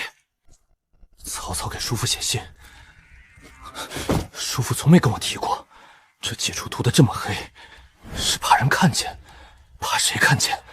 怕我看见！共取关中，事成之后，我看不清，可越看不清，我越明白，叔父早就跟曹操有了默契。你是不是要拿我马家满门的血去换你自己的荣华？阵前那日，你和曹操谈笑那么久，回来只说无非旧事，原来那旧事藏在这团墨里。叔父，我待你如亲父，竟这样待我！叔父，这封信曹操写给你的，上面涂掉的是什么？你老实说，你是不是背着我跟曹操勾结了？阿超，这信我从未见过，曹操何曾给我写过信？这涂掉的是什么？我怎么会知道？你要信叔父啊！从未见过，这信明明白白写着你的名字。叔父，你我出生入死这么多年，我何曾见你这样慌过？为何脸色发白？为何手都在抖？我慌是因为我冤阿超，我看着你长大，拿你当亲儿子一般。我若真跟曹操勾结，还留在这兵中做什么？我早就什么？早就等着事成之后独吞这关中之地，把我马家一脚踢开。叔父亲口告诉我，阵前那日你和曹操到底谈了什么？就是叙旧，就是些20年前的旧事。阿超，我对天发誓，我与曹操绝无半分私约呀！叙旧是叙旧，叔父，你除了叙旧，就不能给我一句实话吗？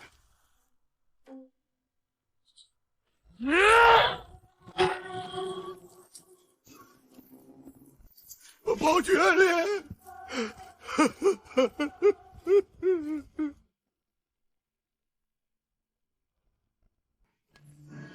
阿超，你既疑我与曹操勾结，那我便约曹操阵前相见，趁机杀了他。我用曹操的人头证明我韩遂的清白，这下你总该信我了吧？叔父要约曹操阵前相见，好啊，我倒要看看你是去杀他，还是再叙一次旧。阿超，你怎么还这样想我？我这就去，当着你的面取曹操首级。韩将军，不可！曹操奸诈，阵前相见，若有埋伏将军威仪。再说，眼下少将军疑心将军，将军此时又去见曹操，岂不是越描越黑？我不去！阿超一辈子都当我是叛徒，我宁可拿这条老命去赌，也要证明我的清白。就这么定了。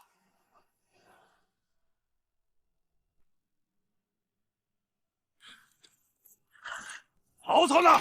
不约的是曹操，你出来做什么？韩将军见谅，丞相军务缠身，特令末将前来回将军的话。回话？我约曹操是有要事相商，你一个副将，如何能？韩将军，丞相让末将带句话，信上约定的事，丞相都记着呢。只要事成这关中之地，日后就是将军您的了。阿超，你听我说，我根本不知道什么约定。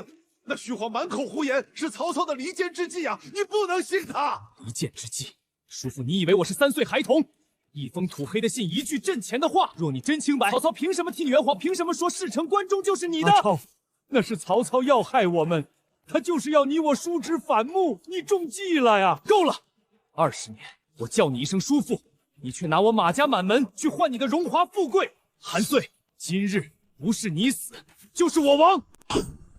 少将军住手！这是自己人，韩将军是被冤枉的呀！你中了曹操的离间计了。离间计？好一个离间计！今日谁替韩遂说话，谁就是叛徒！给我杀！少将军有令，清理叛党！疯了！你们都疯了！自己人打自己人，让曹操看笑话吗？叛徒！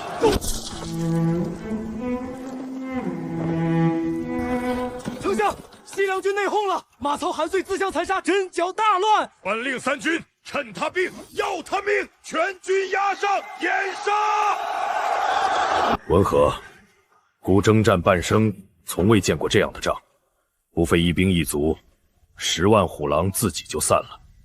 你这条计，丞相天威，许不过是递了一封信。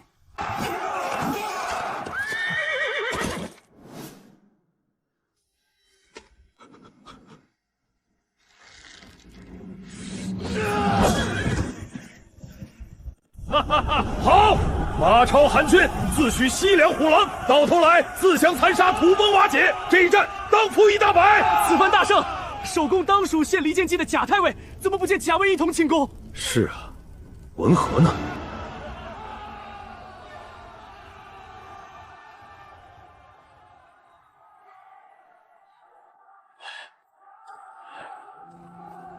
大人，山风大，您怎么下来了？这满地都是尸首，前头丞相正庆功呢，您这守宫之臣不去坐坐？大人，您这是怎么了？打了这样的大胜仗，您怎么倒不高兴了？老周，你看这甲刀枪不入的10万铁骑，死在几滴墨上，这不是好事吗？不动刀兵就赢了。是，老周，这满地躺着的昨日还是并肩御敌的兄弟，他们不该死在这里的，是我这几滴墨让他们自相残杀。赢是赢了，可这样的赢，我一点都不觉得痛快。文和，守宫之臣怎么独自躲在这里？孤正要重赏你。文和这是为这些西凉降卒伤怀。回丞相，须只是在想，这10万铁骑原本可以不必这样死。文和，孤今日才算真正见识了。你几笔墨就能让马超、韩遂这样亲如父子联手多年的人反目成仇，自相残杀，这份本事孤是又佩服又后怕。丞相言重了，是马超韩遂本就有戏。许不过顺势点了一下，这个人几笔墨就能拆散最铁的同盟。那如果有一天，他把这样的手段用在孤的儿子们身上呢？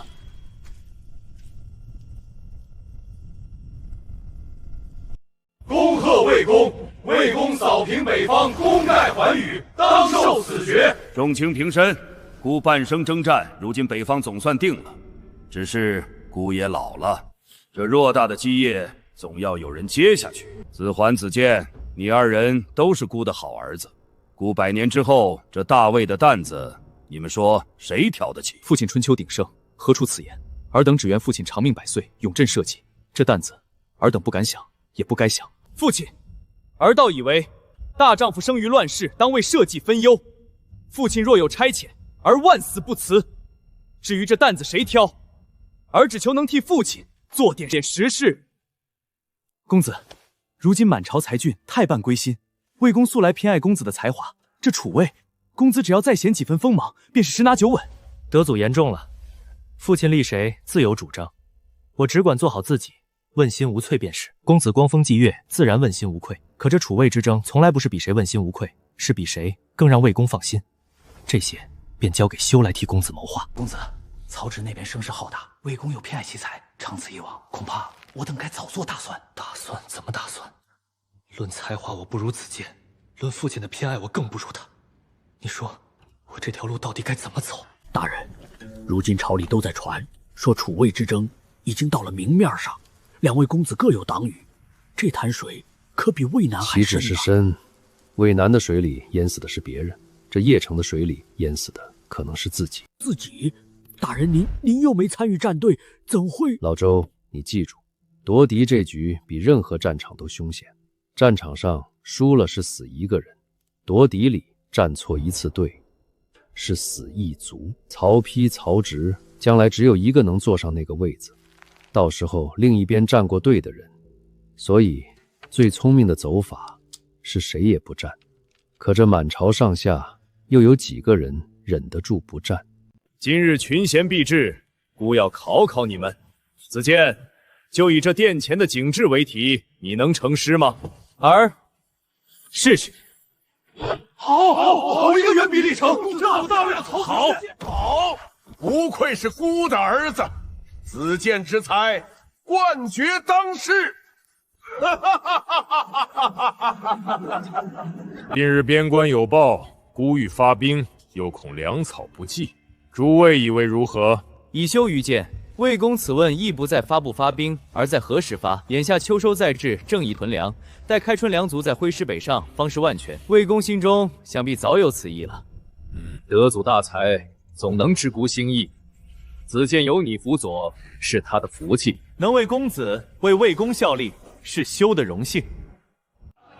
集其成章，我便是给我一整天，也吟不出子建那样的句子。父亲的眼里，何曾有过我？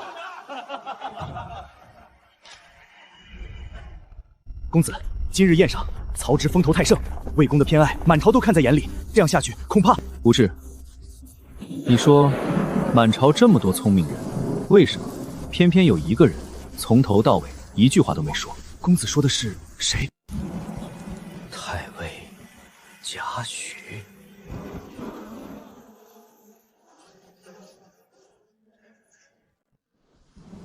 太尉，学生曹丕冒昧深夜叩门，实有要事求教，还望太尉开门一见。夜深雨大，二公子万金之躯，何苦临这场雨？老臣一介闲人，当不起求教二字。公子请回吧。太尉，学生正是走投无路，才来叩这扇门。满朝上下能解学生之困的，唯有太尉一人。求太尉指点迷津。太尉，学生知道，论才华我不如子建，论父亲的偏爱我更不如他。今日宴上，子建远比历城满座惊艳，父亲抚掌大笑。那一刻，我才明白，在父亲眼里，我曹丕是何等的平庸无用。我不甘心，我是嫡长子，可我却眼睁睁看着这楚魏一步步离我而去。太尉，您教教我，我该怎么做？我该用什么计策才能扳倒子建，才能让父亲看见我？愿将军徽城得度，公宿世之业，朝夕孜孜，不为子道，如此而已。润有得度，不为子道。太尉，学生不明白，子建有才，有父亲的偏爱，我若只是做个好儿子，如何争得过他？公子想争，便输了。你越用计，魏公越觉得你有心计；你越显才，便越显不出你比子建高明。你唯一能赢子建的地方，不是才，是德。你只需老老实实做一个德行无亏、孝顺勤勉的儿子，朝夕如一，不出半分差错。魏公要选的不是大魏最有才的儿子，是最让他放心、能守住基业的那个。公子，好好想想吧。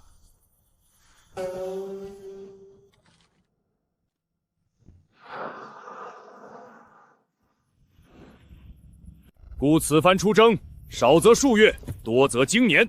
邺城内外诸事，你们兄弟与众卿好生打理。父亲，儿备下一篇出征颂，愿为父亲壮行。父亲此去，必如这颂中所言，经其所指，天下宾服，而在邺城，静候父亲凯旋的捷报。父亲年事已高，还要亲冒矢石，远征沙场。儿身为人子，却不能替父亲分担半分，只能眼睁睁看着父亲远行，而心如刀绞。子桓，快起来，地上凉。为父征战半生，什么阵仗没见过？你这孩子有心了。伏地痛哭，以拙胜巧。大公子几时变得这么聪明了？不对，这背后定然有人指点，是谁？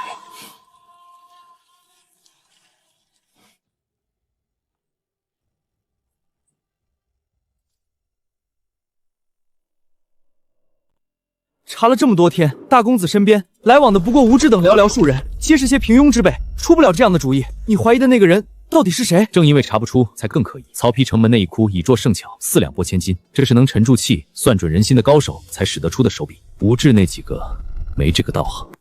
那你说是谁？满朝上下论算人心的道行，除了贾文况，我想不出第二个。贾诩，他早就闭门谢客，不问世事了。他跟大公子没交集啊，你莫不是多心了？正因为无往来，才最可疑。给我盯死了他，我倒要看看这潭水下藏着什么。德祖，查清楚了，这贾诩当真是滴水不漏。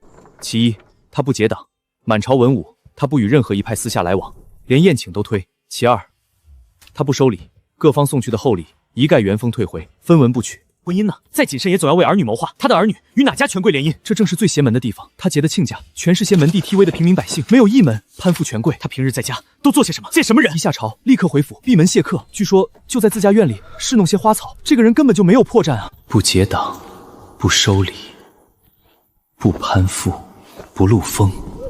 这老头身居太尉高位，却活得像个隐士。他到底图什么？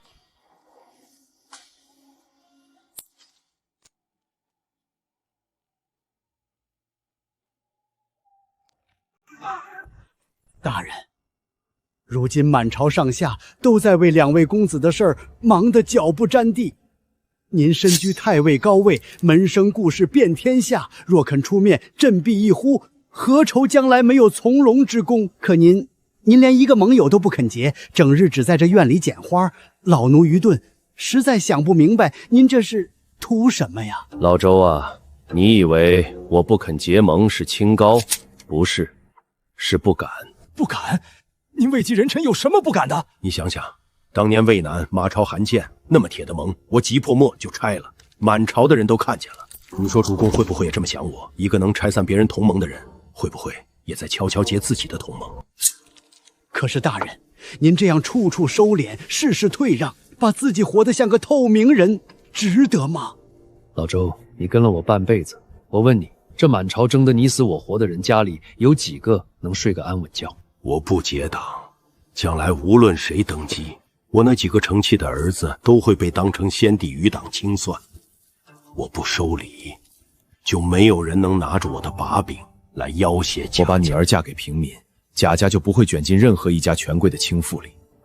我把自己活成一个无用的透明人，图的不是我自己，是我这一大家子能在这乱世里呼伦着活下去。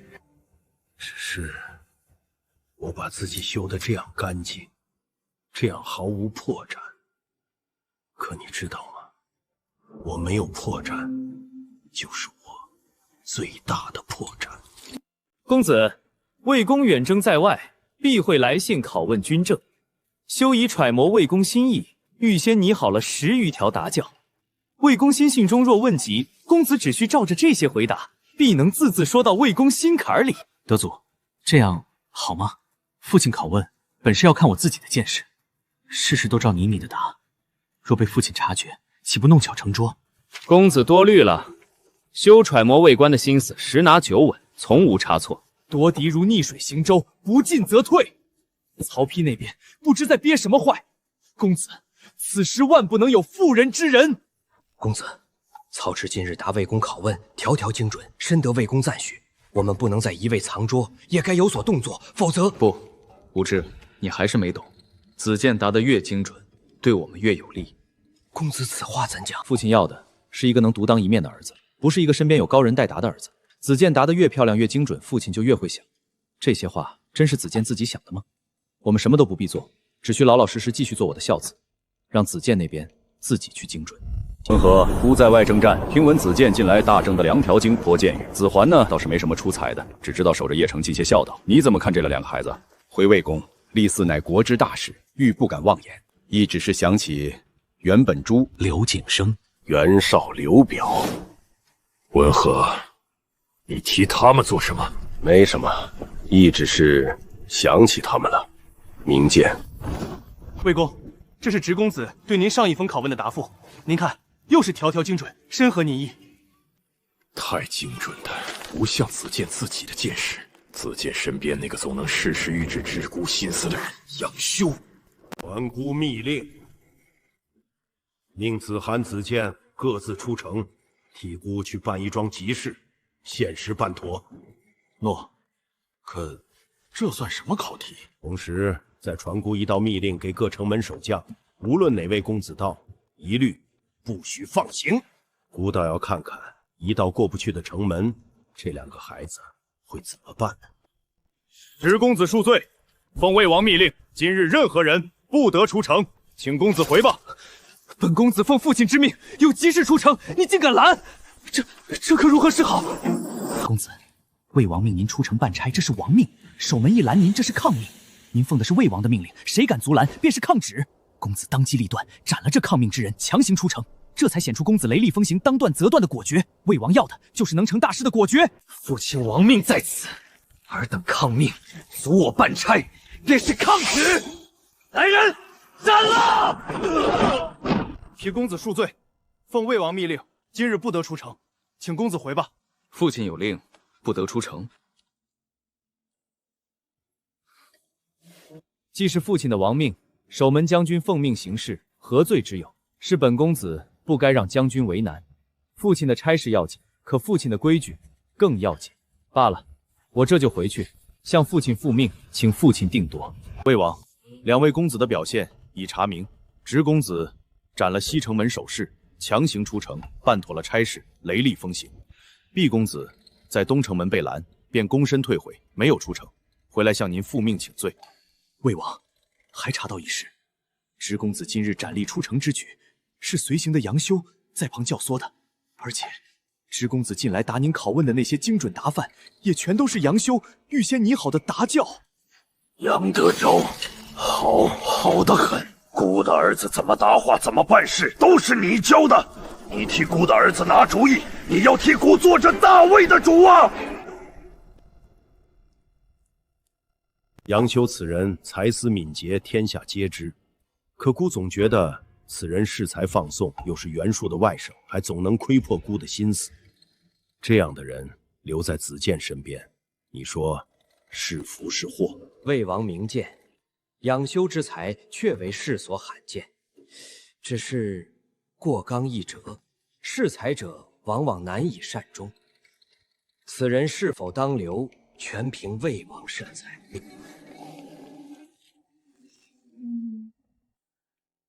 大人，朝里都在暗暗传，魏王好像对那位杨主簿起了别样的心思。杨主簿那么聪明的一个人，怎么就惹了魏王的忌讳呢？聪明，他不是聪明，是显。聪明用来藏是本事，聪明用来显是取货。可杨师部的聪明是替直公子办事啊，又不是对着魏王。老周，你记住，太锋利的刀，主公是不会留给儿子的。德祖啊，你什么都算得到，却算不到，最不该显的是你自己的聪明。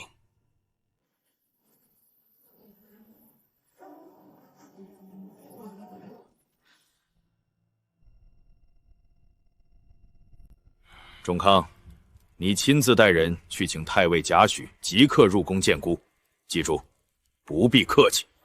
诺。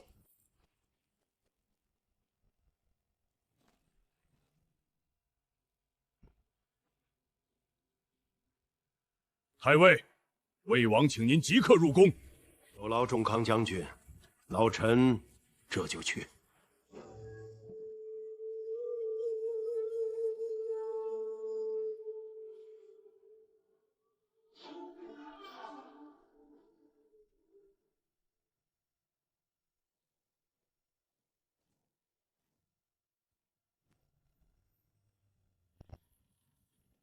文和，孤今夜召你来，不为别的。满朝文武为了立嗣之事吵了整整1年，子桓一党、子建一党斗得你死我活，唯独你贾文和从头到尾一个字都不说，谁也不帮，谁也不站。孤想知道你到底是真没主意，还是把主意藏得太深。今日，孤不许你再装聋作哑。孤要你给孤一句话，立子桓还是子建？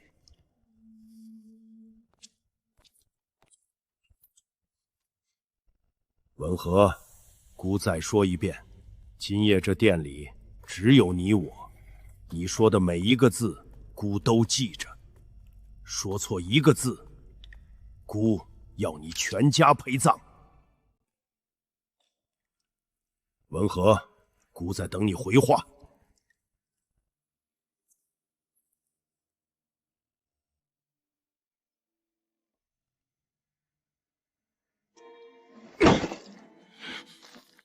你聋了，还是你以为孤不敢杀你？到底是孤在审他，还是他在看孤的笑话？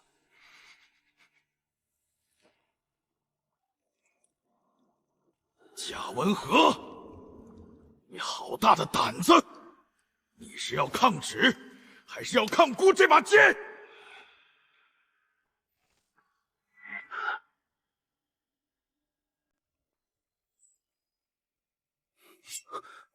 你终于肯开口了，说，立子桓还是子建？你倒是说呀！不问你话，你在想什么？卿何思？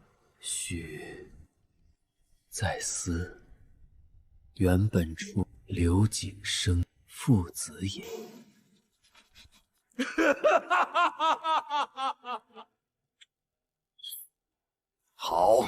好一个原本出刘景升！文和，文和，你不说一个字，却把话说尽了。孤懂了，孤都懂了。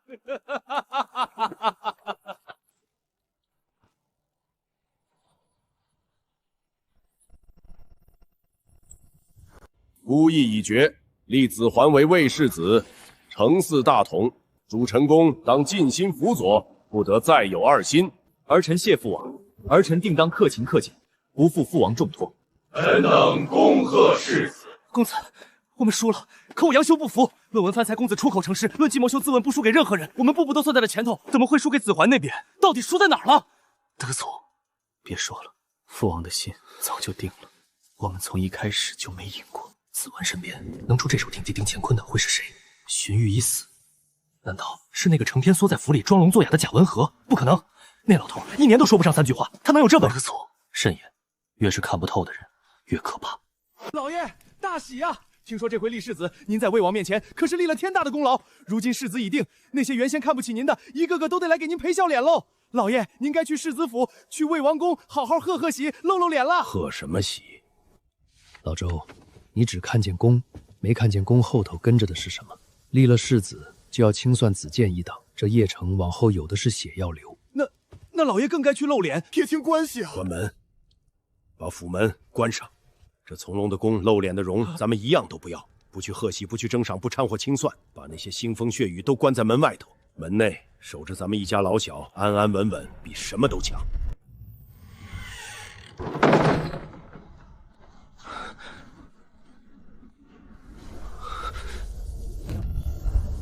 历嗣2年后，219年，汉中战场，曹操与刘备相持日久，进退为难，进攻不下，退又不甘心。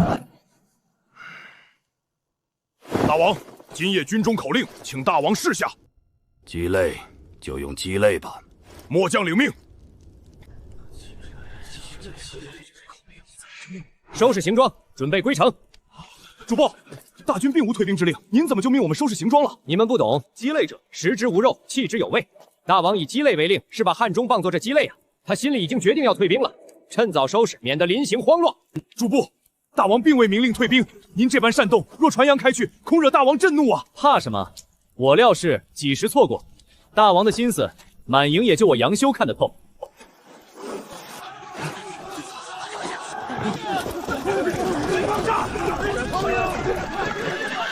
杨德祖，孤何曾下过退兵之令？你擅解口令，祸乱军心，该当何罪？大王息怒，修不过是揣得大王心意，提早为大军准备罢了。若修所料不差，大王迟早要退。住口！杨修，你太聪明了，聪明的午睡不安稳。来人，杨修擅解军令，祸乱军心，依军法处斩。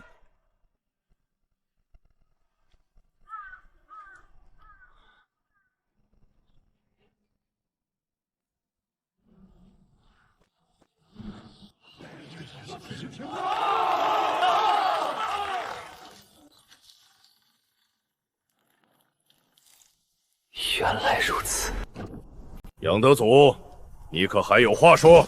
有，我杨修机关算尽，聪明了一辈子，到头来竟输给一个连话都不敢多说的老头。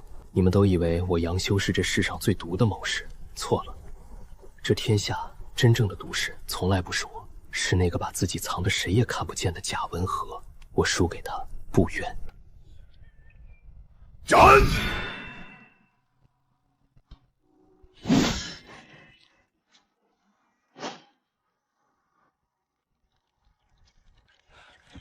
老爷，汉中来的消息，杨修杨主簿被大王以护乱军心的罪名斩了。老爷，杨修被斩了，您一点都不惊讶？杨修那样聪明的人，说杀就杀了。聪明，他要是真聪明，就不会死。老周，记着，这世道藏得住的人才活得长。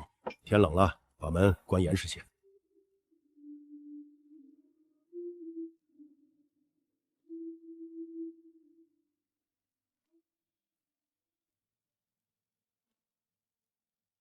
魏王功盖寰宇，尽绝魏王家酒戏，乃天命所归。臣等恭贺魏王。都平身吧，这些虚礼孤受了。孤这一辈子扫平了多少枭雄，袁绍、吕布、马超、刘表，可孤要走了，子桓压得住这满朝的老臣吗？那些功高的、难治的、看不透的，孤活着能镇住他们。孤要是走了呢？来人，取那份名单来。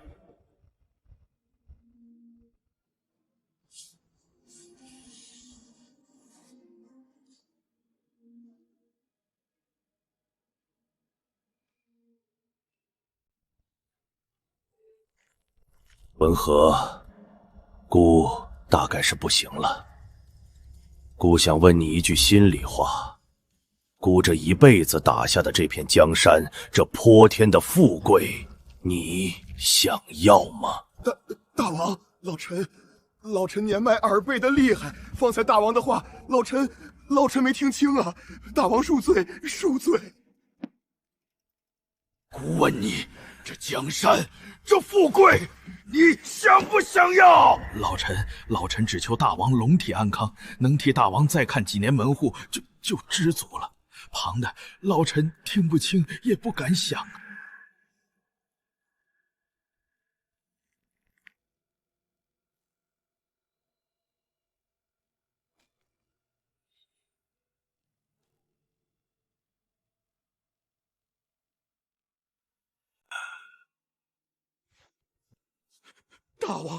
大王红了！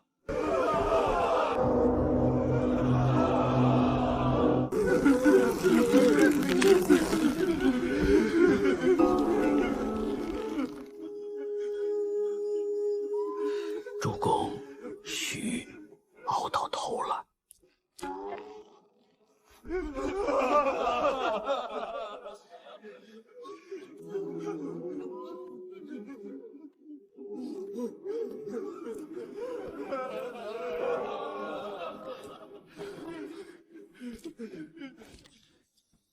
贾公，先王在时常赞贾公乃算无一策的国之柱石，孤能有今日，贾公居功至伟。从师公当之无愧，恭贺贾公！来人，把先王赏赐孤的那批西域珍宝给贾公府上送去一半。贾公劳苦功高，孤一刻也不敢忘。先王的谋主，知道的太多的人，新君嘴上越是把我捧得高，心里就把我防得越死。这满殿的赏赐是朋也是绑，是恩也是龙。曹丕这孩子比他父亲更沉得住气，也更多疑。老臣惶恐，老臣年迈昏聩，先王在时不过侥幸偶有微功，如今新王遇疾，老臣这把老骨头早该告老还乡，岂敢再受此殊荣？新王厚爱，老臣受之有愧，受之有愧呀！大人，您瞧瞧，新王对您可比先王还要看重，这泼天的富贵，满园的赏赐，大人，咱们贾府这可算是熬出头，要享清福了。熬出头，老周，你错了。先王的刀是明的，我看得见，躲得过。新王的这些赏赐是笑里的刀，是绵里的针。他把我捧得越高，是怕我摔得不够狠。这天大的恩宠，怎么反成了？老周，把这些赏赐都登记造册，原封不动地收进库房，一样都不许动，不许录。再有人来贺来访，一律闭门谢客。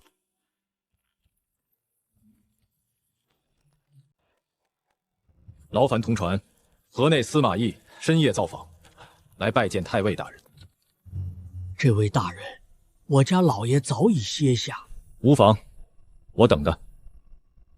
太尉大人若肯见，亦在这风雪里站到天亮也使得。太尉大人，这点薄礼是义的一点心意。义今夜来只为一事。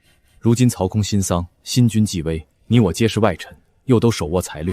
曹氏宗亲对你我这样的人，向来是又用又防。尹斗胆，你我二人何不联手，一个在明，一个在暗，共抗曹氏宗亲的猜忌？有大人的老谋，加上尹的年轻，这天下未必没有你我的一席之地。司马大人，其会下吗？略通一二。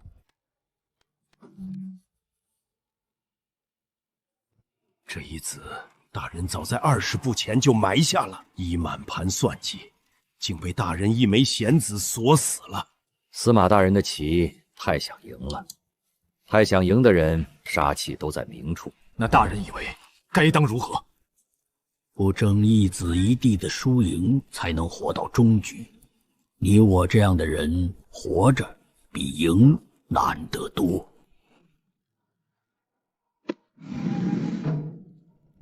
大人当真不愿与义联手？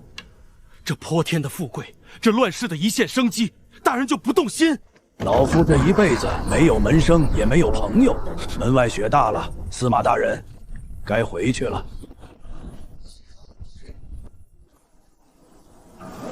这只老狐狸不好对付。老爷，这司马大人，瞧着是真心求结盟。这拜帖，这名录，可是泼天的富贵，是乱世里一座硬邦邦的靠山啊！您就算不收他的珠宝，这份情谊留着，总没坏处吧？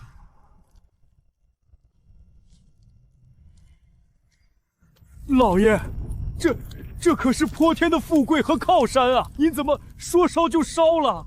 那司马大人日后若得了势，咱们靠山都是催命的，催命的。老爷，这靠山这富贵，多少人求都求不来，怎么到您这儿就成了催命的了？老周，你记着，这满朝的富贵、靠山、姻亲，凡是能把贾家高高抬起来的东西，将来都能把贾家狠狠摔死。抬得越高，摔得越狠。老爷，夜深了，风雪这么大，您望着门外在等什么？等一个人。等谁？这么晚了，还会有谁来？金军，司马懿今夜来过我家，这事瞒不过曹丕的眼线。一个多疑的新君，听说他最忌惮的2个外臣深夜聚在一处。老周，你说他能睡得着吗？陛下，汉室气数已尽，天命归位，乃人心所向，众望所归。请陛下效尧舜之举，禅位于魏王，以顺天应人。钟情，当真要逼朕交出这大汉400年的江山吗？太尉，你是五朝元老，德高望重，又是从龙守宫，这领衔劝进的美职非你莫属。你来替百官写这份劝进表，如何？大王抬爱，只是老臣年迈，你看这双手抖得连笔都握不稳了，哪还写得成这样的雄文？这等留名千古的美差，老臣是万万担不起的。依老臣看，这领衔劝进的头功还是留给华宣大人吧。华大人文采斐然，正当盛年，由他执笔，才配得上大王的这番天命所归呀。也罢，太尉年迈，不便操劳。华歆，这劝进表便由你来领衔吧。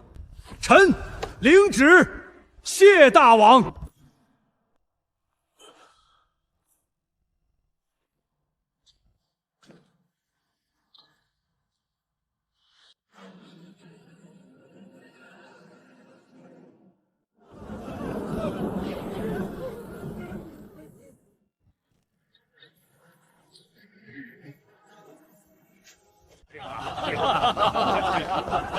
老爷，那可是领衔劝进的万世大功啊！多少人抢破了头都抢不到，您怎么就眼睁睁让给华歆了？老周，你只看见那是功，没看见那也是账。账？改朝换代的功劳记在谁头上，将来这篡逆的债就算在谁头上。史书上那支笔，现在写他华歆是从龙功臣，将来若有人要翻这笔账，头一个就拿他华歆问罪。老夫这把年纪，担不起功，更担不起债。司马懿深夜去过贾诩府，一个手握兵权，一个算尽人心，这2个人要是搅在一处，孤睡不安稳。可太尉素来谨慎，何门自守，从不结党。越是这样滴水不漏的人越可怕。孤的父亲信他，孤信不过。点一队死士，换便服。今夜孤要亲自去看看，这个五朝不倒的老狐狸府里到底藏着什么。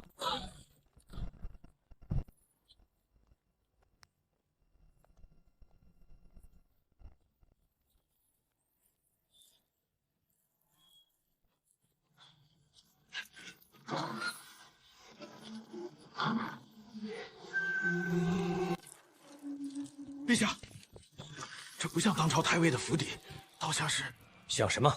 像没人住的凶宅。再搜，床底地窖夹墙，孤不信。堂堂太尉，会真的一无所有？陛下，搜遍了，除了旧衣破被，什么都没有。陛下，最里头那间柴房还亮着灯，要不要属下？都退下，姑自己进去。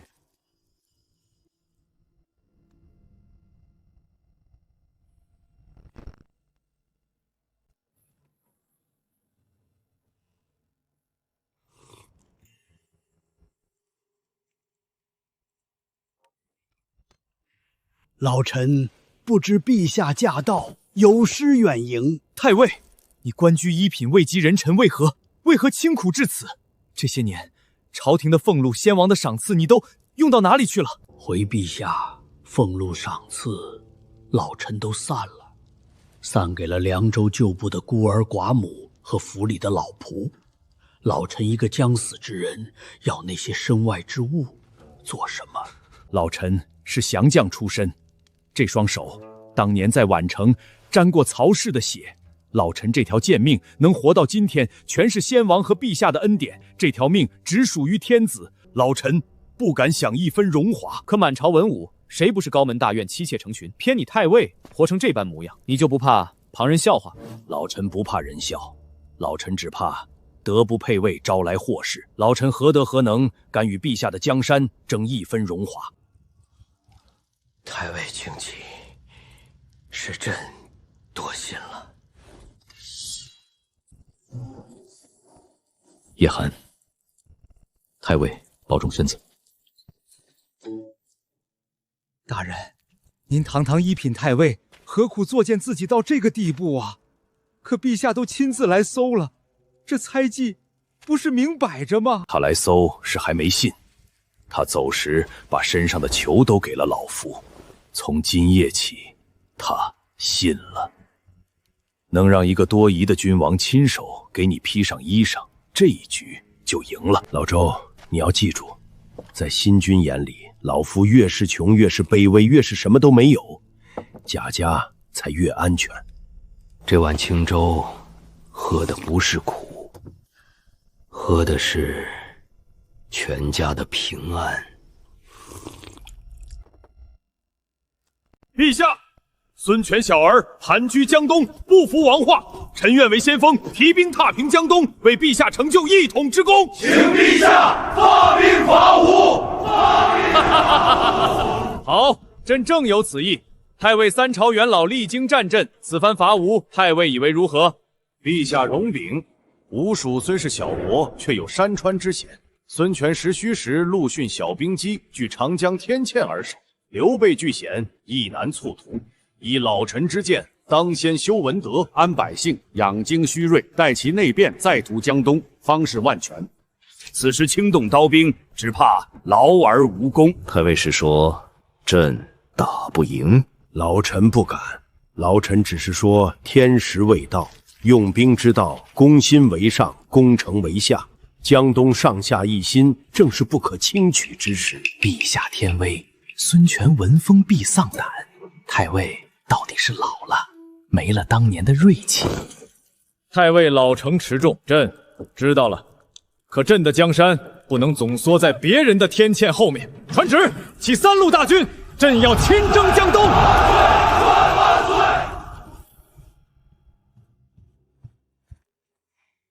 大人，今日朝上，您又逆着满朝的意思劝陛下别打，陛下不高兴了吧？劝了，赤壁那年他父亲不听，今日他也不听，父子2代都不听啊。那要这仗真像大人说的打不赢呢？打不赢才好，打不赢，陛下才会想起今日朝堂上有一个说真话的老臣。老周，有时候坏事若是说中了，不是本事，是命。陛下，3路大军受阻于江陵洞口，江东有备，陆逊坚守，我军水土不服，一兵横行，粮草不济，大军已然策还。陛下，非战之罪，实在是江东天堑易守难攻，又逢异地。住口！当日拍着胸脯说踏平江东的是不是你们？如今丧失辱国，还有脸说话？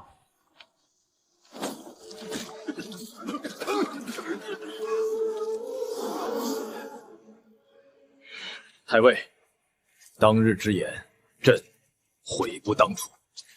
胜败乃兵家常事，陛下春秋鼎盛，来日方长，老臣惶恐不敢当。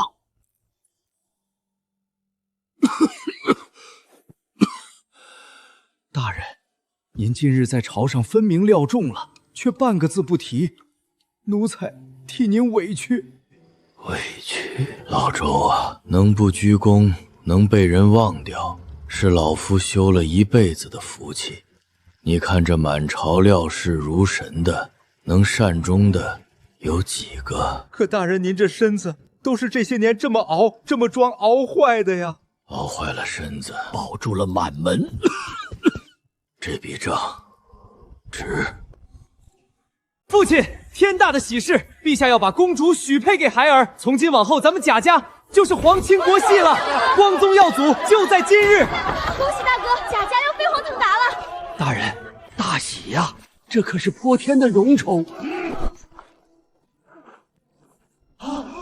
这是天大的荣耀，您为何？荣耀？你懂什么叫荣耀？皇亲国戚那是套在脖子上的绞尸索。曹魏宗祠最恨的就是外戚干政，老夫今天活着还能替你们挡一挡，老夫一闭眼，你们这满门就得跟着这门亲事一起抄家灭祖。退婚，这门亲不能结。贾家的儿女往后只准娶平民，嫁寒门，谁也不许攀这门皇亲。孩儿懂了，孩儿这就去请辞婚事。父亲息怒，父亲息怒啊！都记住了就好，都记住了，老夫就能走得安心了。大人，您想写什么？说给老周，老周替您写。绢帛太软了，要刻进竹简里才磨不掉。